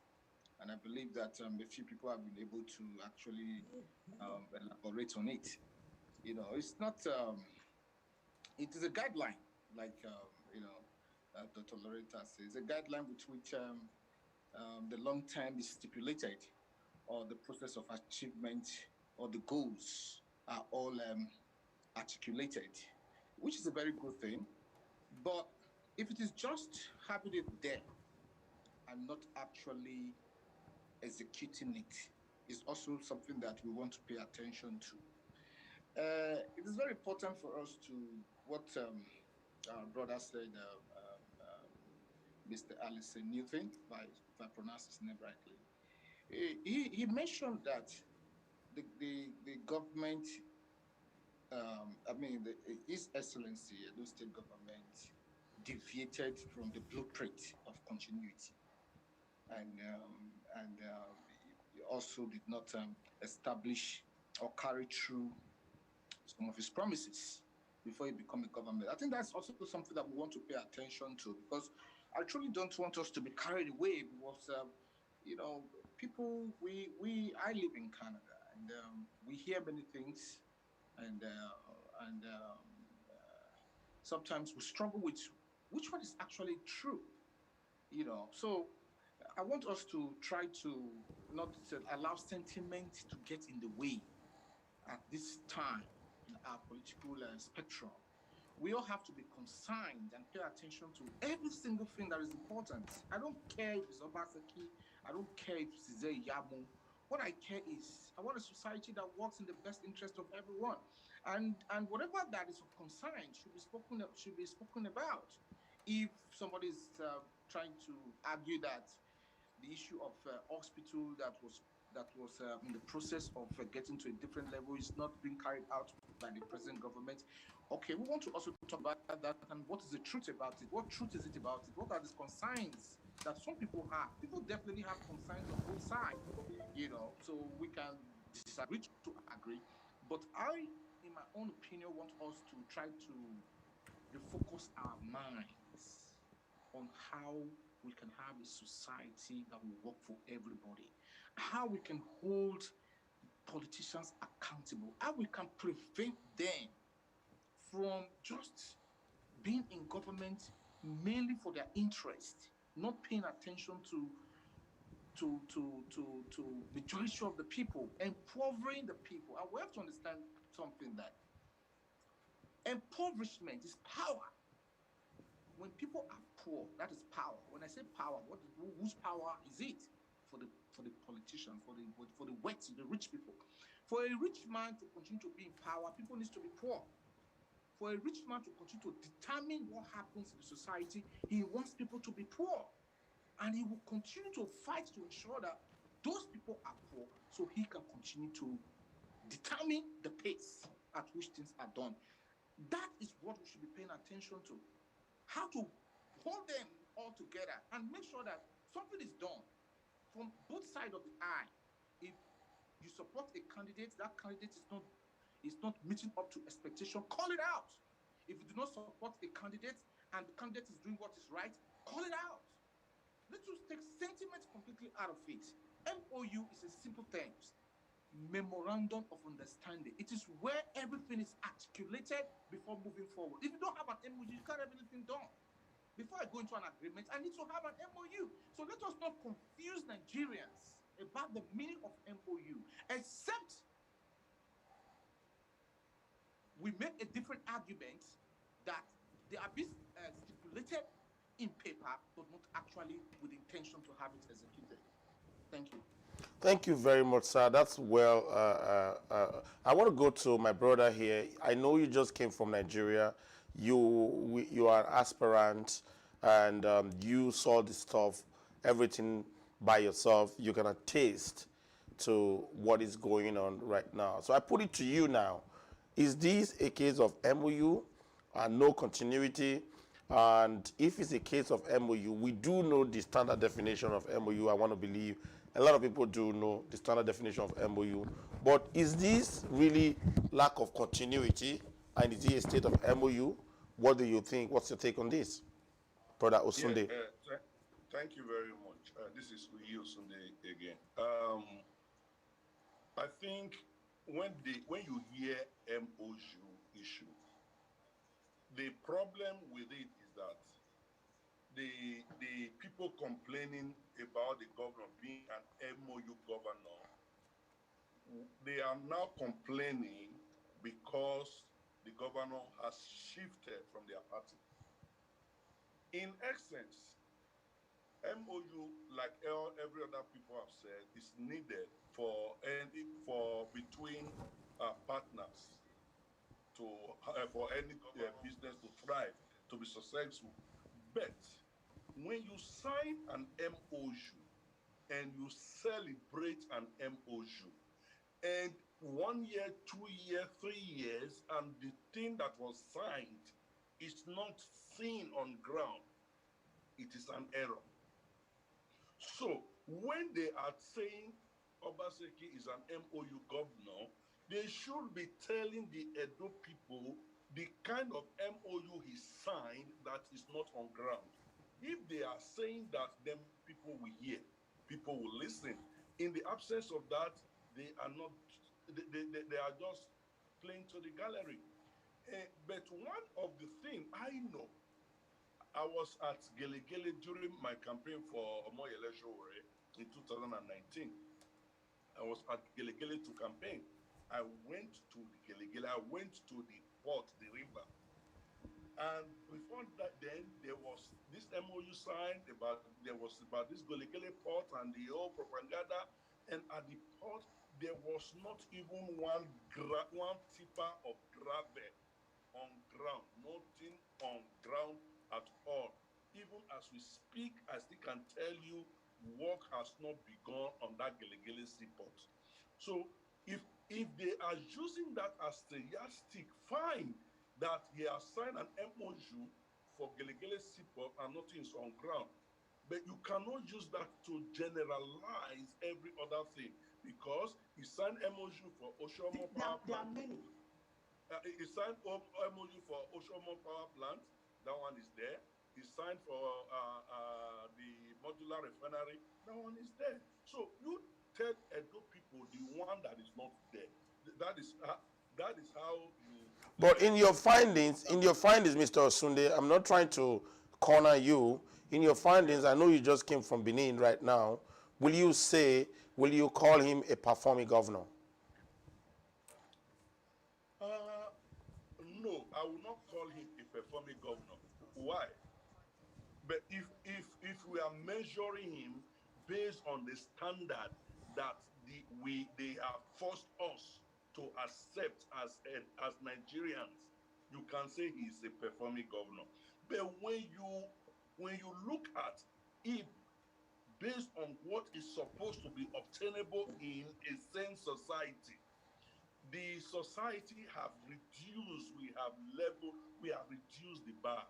We have reduced performance to the barest minimum and begin to score them high marks. Under normal circumstance, what is obtainable in Edo State is a sham, is a disgrace. That is not government. But because we are who we are, because we are a society that celebrates mediocrity, we wake up every morning and we clap. And when you juxtapose him with the ones that are also existing among his peers, you see that he also stands heads, shoulder tall. He stands above them. So by your expression, by what you're explaining, you're saying that if I understand you correctly, put him in side by side with Oshomole, he will stand tall. Oh, no, I cannot. You see, I cannot. It is difficult to say. I have to be factual because I will give it to Oshomole. All projects done by, let me say, all road projects done by Oshomole are far better than the road projects done by Obaseki. You cannot take that away from Oshomole. I want to bring two people in now. I want to bring Alessa Bryan in. After that, I would like to bring the Archbishop of Activism in, and we're going to wrap this segment up and move on because time is fast spent. Mr. Bryan, I see you agitating, sign language, writing, and every other thing. Can we hear what you have to say? Yes. You know, I'm so happy that first of all, Dr. Bryan, God bless you. I seriously respect your opinion. And also, the man that just spoke now, God bless you. Because at a point, you just have to balance your mind and also try to be objective. I love what you did now. Let me tell you the truth. Maybe you want to hold your mic close to your mouth. Maybe hold your mic. Yeah. Okay. When doctor was speaking, the lady, when she was speaking, she talks about human capital. I first of all introduced poverty, killing our human capital development in the aspects of continuity. Now, a man who has research hospital and the equipment are not the critical areas that makes a health sector standard. I said we have a school of health in Edo State, which is under the responsibility of training manpowers to man that hospital. And that hospital was given 1,250 kVA generator to work synchronously, 66 hours. In case there is a failure in the national grid that is existing. If with health center, healthcare system is not something that one should just take and say, okay, in the 2 years' time, we'll build hospital. Why somebody falls sick today? If a man has been able to put up this structure now, why not for the main time before you use your solar power down, that you be already, that Madam was referring to, before the letters we already had there, we use it. And the school has started with the responsibility of creating those manpower. We also be like, provide us with manpower so that they can be employed and work in that place. I'm not saying, but let me quickly come in here. Do you agree? Sir, I want to beg for something. I want to beg for something, please. This discussion would have been better if those of us, because you know, I just came from Europe.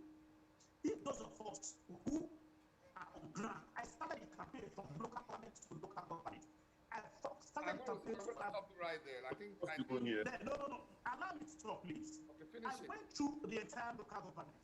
I started the word-to-word campaign 1 week before I came to Europe for a special assignment. And my thoughts were starting on ground. I have, hello.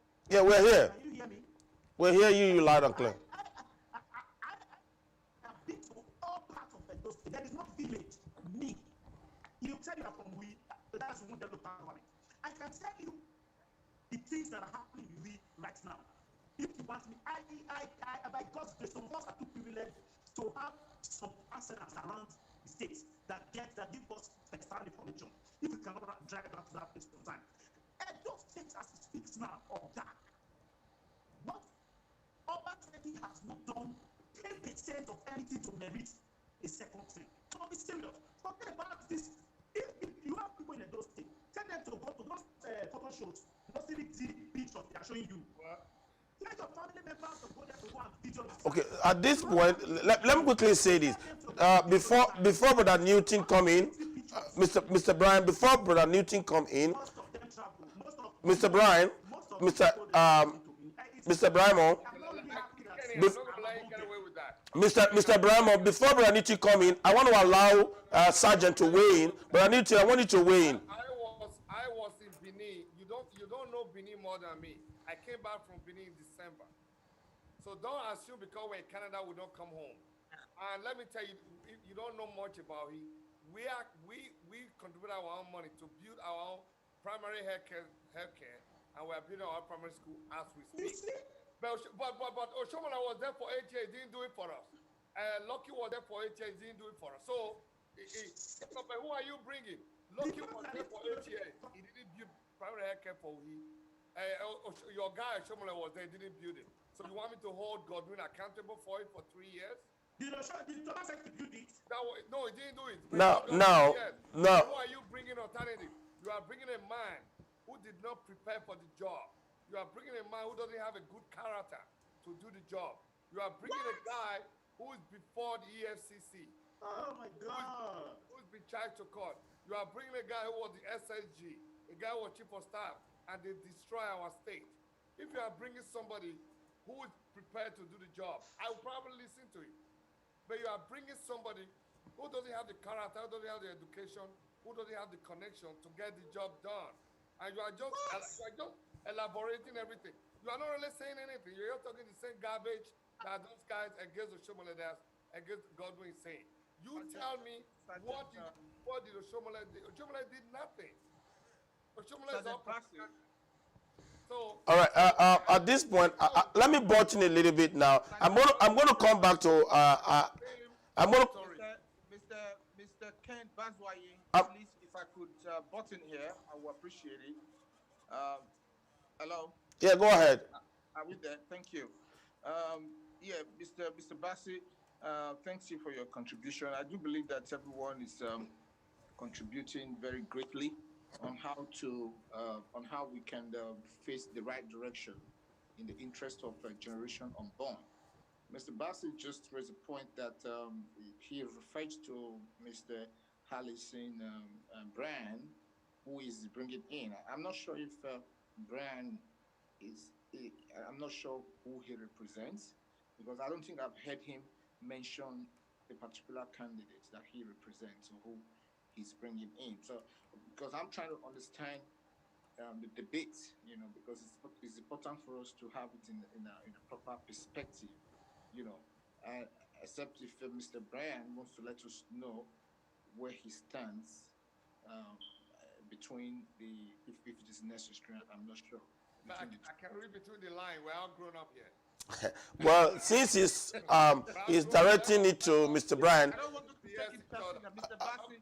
The reason why I'm saying that is that I truly would not want it to become a personal issue. It's not personal, but for me, it's not personal. I think that he's just bent towards Obaseki not doing this. He's been animated and just kind of talking the same rhetoric that Oshomola and their people are spewing. I guess we should hear him out on that. I think he's not on right now. We're going to bring him in a minute. Before we do that, Mine too. So I'm not telling you to shut up. Before we do that, let me bring in the Archbishop of Activism. If you are there with us, Archbishop of Activism. This is getting. I'm here loud and clear.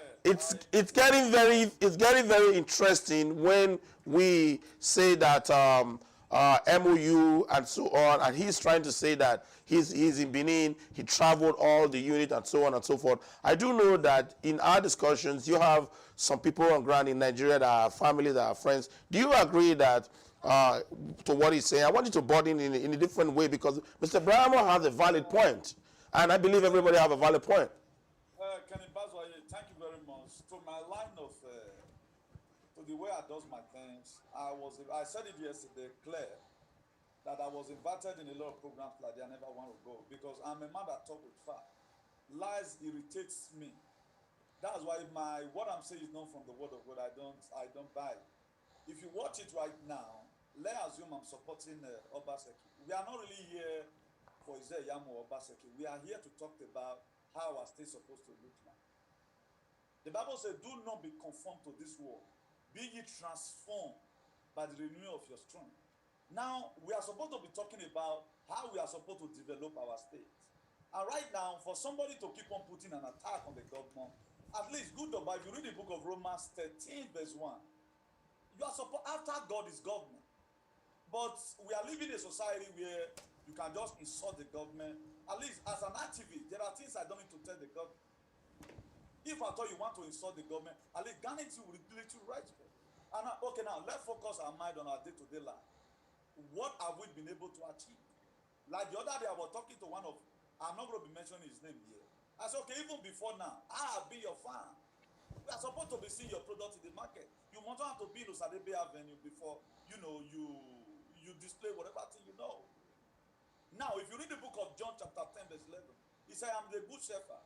A good shepherd lays life down for the sheep. So if we must have to come to a political space or want to come and rule people, we must have an example we have in our hands. Because God is going to bless the labor of your hand. And right now, we hear insulting we are not supposed to insult. I know everybody's body language. There's a problem I have here that a lot of people don't want to treat anybody with respect. It's not about, okay, now you are campaigning, you are not able to win my own heart. You're driving me away and you're running me crazy. I don't think whether my word will be provoking to anybody. If it's provoking to you, that is to say, it is written down that the scripture is used to correct, to teach and to direct, which is written down in the book of 2 Timothy 3 verse 16. It is there. So whatever thing, if I correct you in a hard way, you go and think it. But this personal attack on the government all the time, I don't think I will stay on this exalted podium to be saying it. It's not good. Now we are saying it's not on the ground. The same thing Oshomola is saying, the same thing Yamu is saying, okay, those things on the ground, is it Holy Spirit that does that? Okay, stadium is there, MOU product. Okay, you build red roof. What are they going to be doing the red roof? Okay, when Habakkuk was complaining, in the book of Habakkuk chapter 2 verse 2, God told Habakkuk, write the vision and make it plain, that whosoever that read it will run with it. Okay, if Oshomola write a vision, he make it plain, Obaseki choose to run with it from a different dimension. There's nothing bad about it. But one thing I don't want to keep on hearing, that Obaseki is not doing something, it's as if I want to vomit. Okay, these things we are seeing, all of this is photoshopping. We are seeing modular. I'm going to. We are seeing power plant. We are seeing some road. We are seeing light coming. On the area of continuity, I think they are wrong to say Obaseki did not continue. Seriously, I can tell you the continuity I saw on Obaseki. In Benin City, if you go to the stormwater project, as we speak, is still being done. If you go to the project that was abandoned by all consecutive government from Samuel Bemudia, at the Palm House. The building behind it, well, Obaseki completed it and it's being done. And if you go to Iyokoriomo, where my brother just mentioned, Abuko, that is where I'm from, Oriomo local government. From, if you go, there is a federal road, supposed to be a federal road. As we speak, the government and NDDC, they partner together and they have done the road up to the river, because that is where I also have my farm. So in the area of continuity, Obaseki is doing well. They can't fault him there. I fought him in other areas, which is not for debate right now. I'm going to say this, Dr. Loretta, you've been so quiet for my liking. Can you quickly, in less than 40 seconds, weigh in from your own angle? Well, unfortunately, I can't weigh in on this in less than 40 seconds, Kenny Bazwaye. I have to say the truth. And the truth is, when I heard the School of Health Technology mentioned, I started smiling. Because unknown to many of us, my father, Richard Harold Usorogiwa Ogboro, established the School of Health Technology. He was a public health consultant and an epidemiologist. So when you talk about the School of Health Technology and then you say that it's been shut down, there's a generator there that it's not working, I want us to look at issues. First of all, before you even do a memorandum of understanding, you must have done a SWOT analysis. You must have looked at the strengths, weaknesses, opportunities, and threats of whatever you want to do. The School of Health Technology is running on 4 generators. Have you ever sat down to think how much does it take to service those generators and buy fuel every month for that school? That's to one side. The second thing is that school still fit for purpose? Is it still fit for the purpose for which it was built or set out? And if your answer is no, because of your SWOT analysis, you have to take action. Then you are going to determine which is cheaper.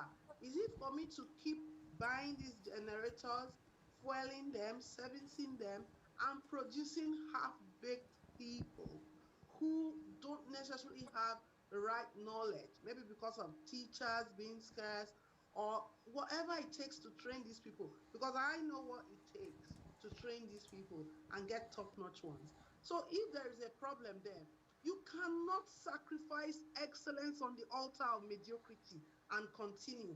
You cannot keep running and racking up costs and continue. So if you've had a team and you think and you discover, not that you think, you discover from your objective assessment that it's cheaper to close down that school and then begin to look at ways to get new ones, then that may be what you should do. The only problem I see is that perhaps you do not do enough public awareness to tell people where here close the School of Health Technology, game not see, game not see, game not see, and put that your objective assessment in public domain. That, in my assessment, is what may have gone wrong. But because I understand the inner workings of that school, and because I understand what it takes to make interventions, audit processes, and enhance outcome, I don't think it is fair for people to sit down and begin to judge people from just what they see. And then you don't even want to admit that this person has done X, Y, Z that was good. There is no perfect person. 0000. Thank you very much. Let me quickly say this, guys. Everybody's opinion here is very important. We are all trying to make our state a better place. We are all trying to get the best out of our place. We are all trying to deliver. We're all trying to show the love in our own little way to our own state where we are from. I just want to say that on this note, it's 25 minutes past 2 o'clock. We pass our scheduled time. I want to say very big thank you. Before that, I want to give the opportunity to each and everybody. I'm going to start with Sergeant Bassi to say whatever you have to say to Edo people in at home, Edo people in diaspora, our people, our viewers, and the stations. And we'll take turns before we wrap up. I just want to say that thanks for the opportunity, Kenny, to be here. What I want to take to the Edo people and the Edo in diaspora is that no human being is perfect. Godwin, Obaseki is not perfect, but he has the character, he has the experience, he has the education to lift us forward. And I will understand if we have a better alternative. The alternative we have, on the other hand, is too dangerous and it's too risky to leave everything and to dump Obaseki for. So the alternative is not, if we have a better alternative, fine. But the alternative is too dangerous, too risky. So I would say, let's support Governor Obaseki to continue. Let's give him our full support. But once he gets his re-election, we are going to hold him accountable to do what he promised to do. All these websites that we are setting up, all these WhatsApp sites, we are not going to close it down. For in the future, we are going to start taking note, not on election time. From next month, we start taking note of all the roads that are good, that he fixed. He must report to us every year, not at the end of 4 years. We will hold them accountable, but we should let him continue his job because the alternative is too risky. Thank you very much. Dr. Loretta, go ahead. So I always say that leadership runs amok. It goes out of control when followership goes to sleep, or when the followership does not perform its own civic duties. As far as I'm concerned, even if Governor Godwin Nogegase Obaseki is the governor again in four years, for me, it is important, like Sergeant Bassi has said, that we hold him accountable. I should be able to say, you said you were going to do this in these next 4 years. Why is Osiomo not yet delivering power? Why has this not happened? And the one way we can do it is when we have vibrant followership like these. So these discussions should continue. The engagement should be optimal. Followership engagements, and Gbkm and team and people like you, we need to continue with what we are doing, because if we leave any vacuum, I've said it before, if we leave any vacuum, that space will be taken up. If we don't do our job, nobody's going to do it for us. If we don't hold our leadership accountable, nobody's going to come and do it for us. It's like a home. If the woman does not hold the husband accountable to things because she doesn't have good negotiating powers, she's treated anyhow in our own home. But if you've got proper negotiating powers, you are empowered. Maybe you be tailor or you be fashion designer, you know, they wait 10 kobo from the man. You can negotiate things. Thank you very much. Well said, eloquently. The next lady in the building, Precious, what you want to say to our viewers, listeners, to Edo people at home in diaspora? Thank you very much for this great opportunity, for allowing me to come speak in the presence and in midst of these very strong men and women. I really appreciate. All I want to say to Edo people is, let us not sleep. Like I said yesterday, let us not sell our votes for petty things, for things that don't matter, frivolities. Let us vote the right candidate that we think in our conscience is right, because whatever decision we make tomorrow, be it September 19, 2020, would affect us positively if it goes well. But if it doesn't, it will affect us negatively. And I don't think we want to go through that same route for the next 4 years. So let us do what is right. Let us start holding our governors, our president, commissioner, local government chairman, councillor, all of these people. Let us start holding them accountable for what they told us they were going to do. And let the media not be used negatively, but positively, because the media has a lot and a huge role. Both social media and consumer media has a huge role to play in terms of communicating things to the public. Thank you very much, everyone, and have a good evening. Thank you, thank you, thank you. Let's go to our brother, Mr. Uyi Osunde. Over to you.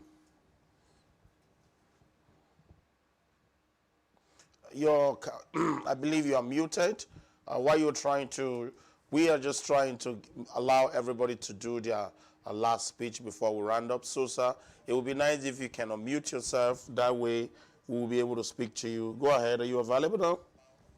Yeah, thank you very, very much for this opportunity to discuss about political events in our state. And tomorrow is the D-Day, and enjoin everybody to comport themselves and to know that politicians not be person where you go die for. So go there, perform your civic responsibility, vote, and go home. Don't sacrifice yourself for somebody whose children and relatives are not going to be on the field. Just do what is needful and go home. And search your conscience. Who you know that is going to be good for your people, for Edo people. We've seen most of them, we know who they are.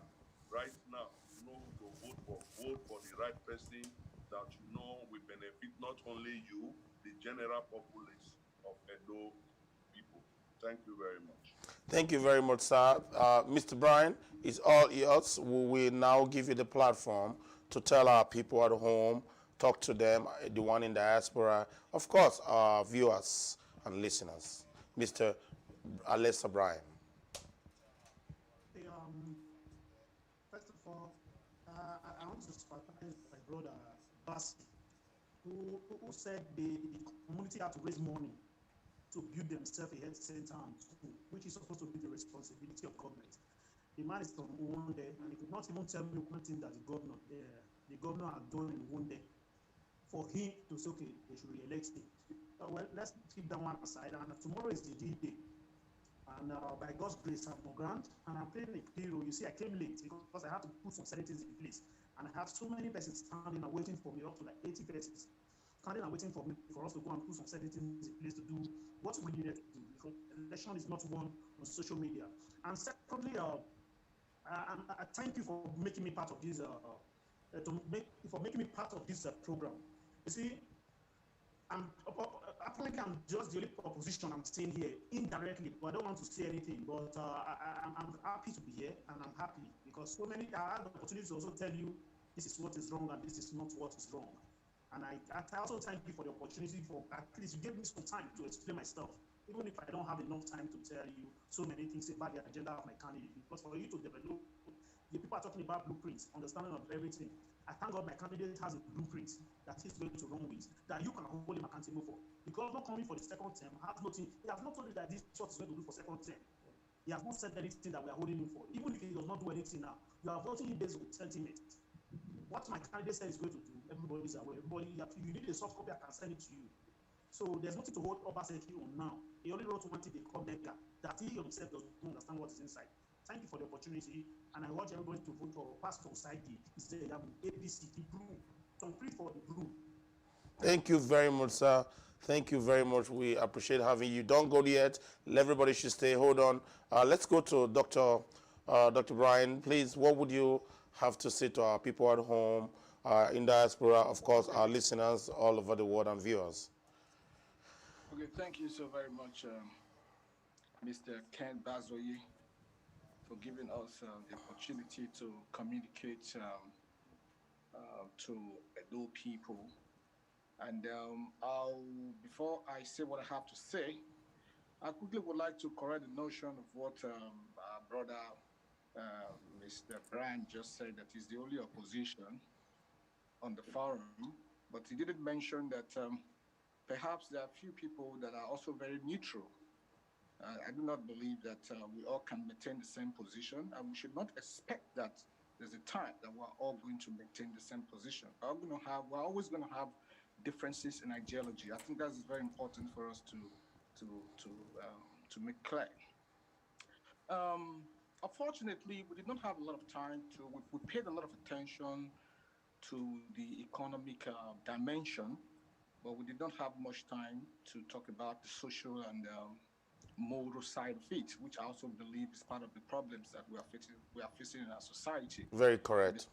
Mr. Ken Bazoye, I believe we still have tomorrow. That's why I'm saying it, because the social and the social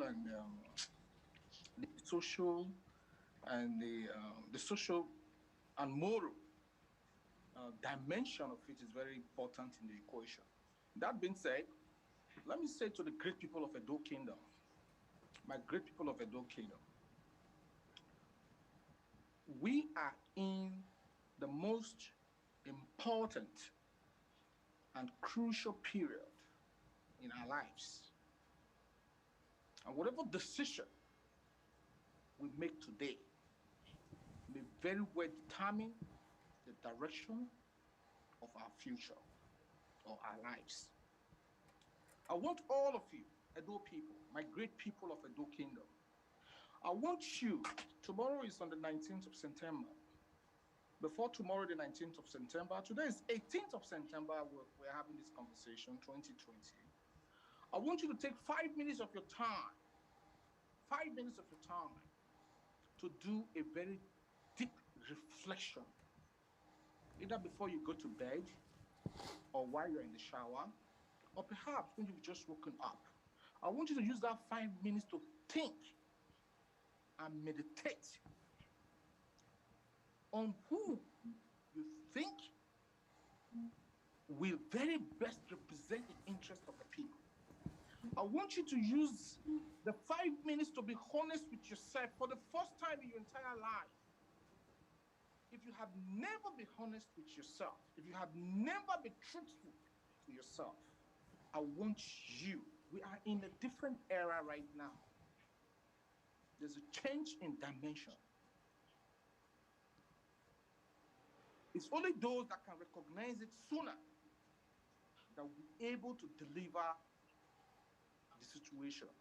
And I believe that you and I, if you are watching right now, you are part of the few ones that have the privilege to begin to understand that we are in a critical moment in our lives across the world. Not just Edo State, not just Nigeria, not just Africa, the entire world. There's a tension, and things needs to be put in the right perspective.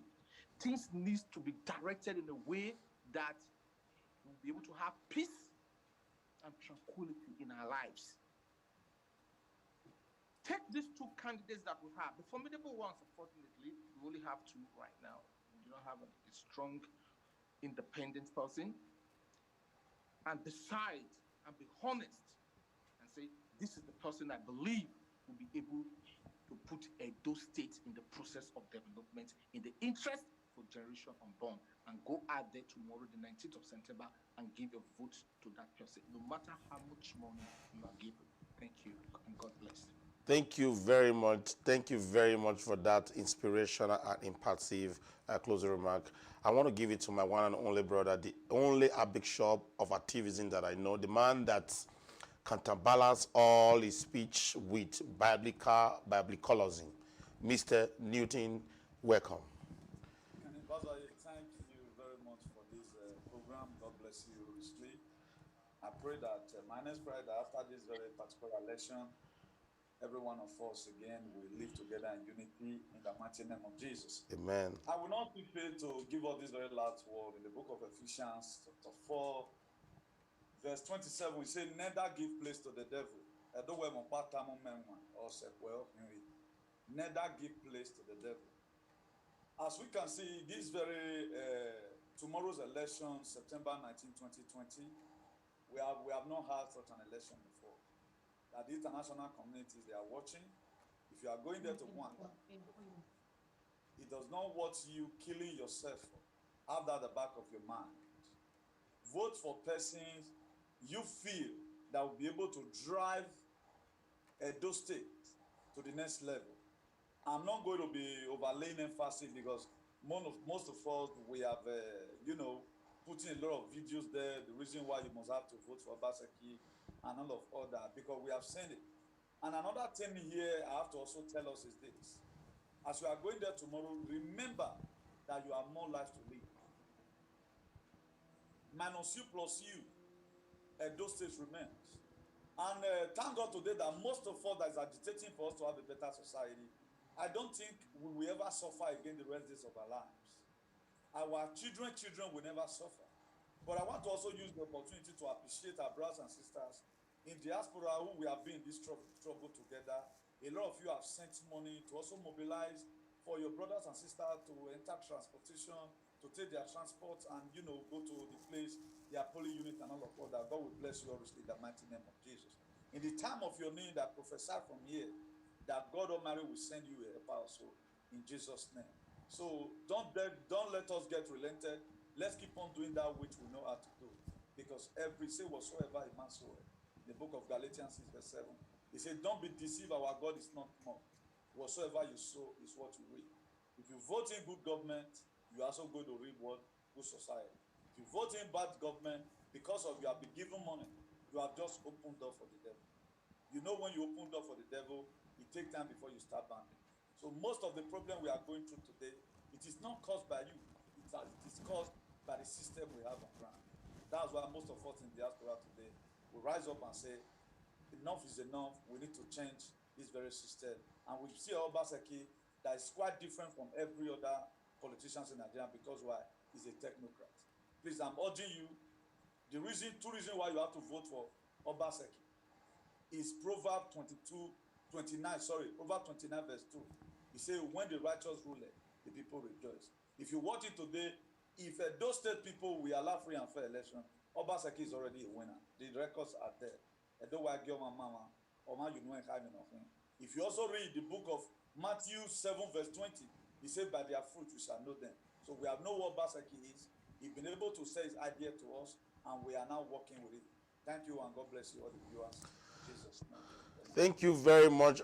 Let me first of all especially say very, very, very, very special thank you to all the participants today. We're going to be here live tomorrow again, and we're going to now dissect it. Now, let me quickly establish this. Everybody here was carefully brought on board, and your opinion is your opinion, and it's not a one-sided thing, and I'm addressing that my brother is saying.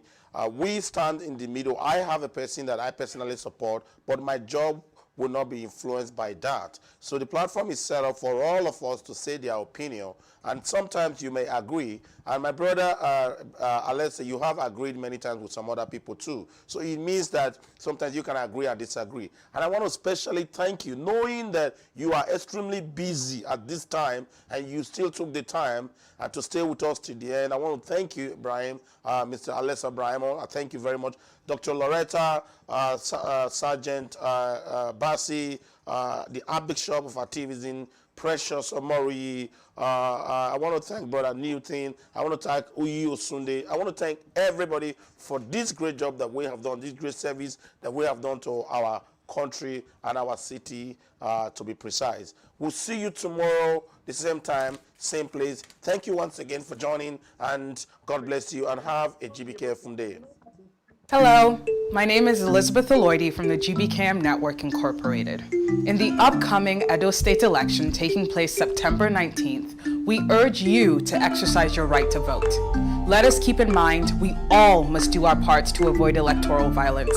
Elections is not war. Stay safe and vote. This message is approved by Kenny Bazwaye, the President and CEO of Gbkm Network, and a proud Edo man. Hello. My name is Elizabeth Aloidi from the Gbkm Network Incorporated. In the upcoming Edo State election taking place September 19th, we urge you to exercise your right to vote. Let us keep in mind we all must do our parts to avoid electoral violence. Elections is not war. Stay safe and vote. This message is approved by Kenny Bazwaye, the President and CEO of Gbkm Network, and a proud Edo man. Hello. My name is Elizabeth Aloidi from the Gbkm Network Incorporated. In the upcoming Edo State election taking place September 19th, we urge you to exercise your right to vote. Let us keep in mind we all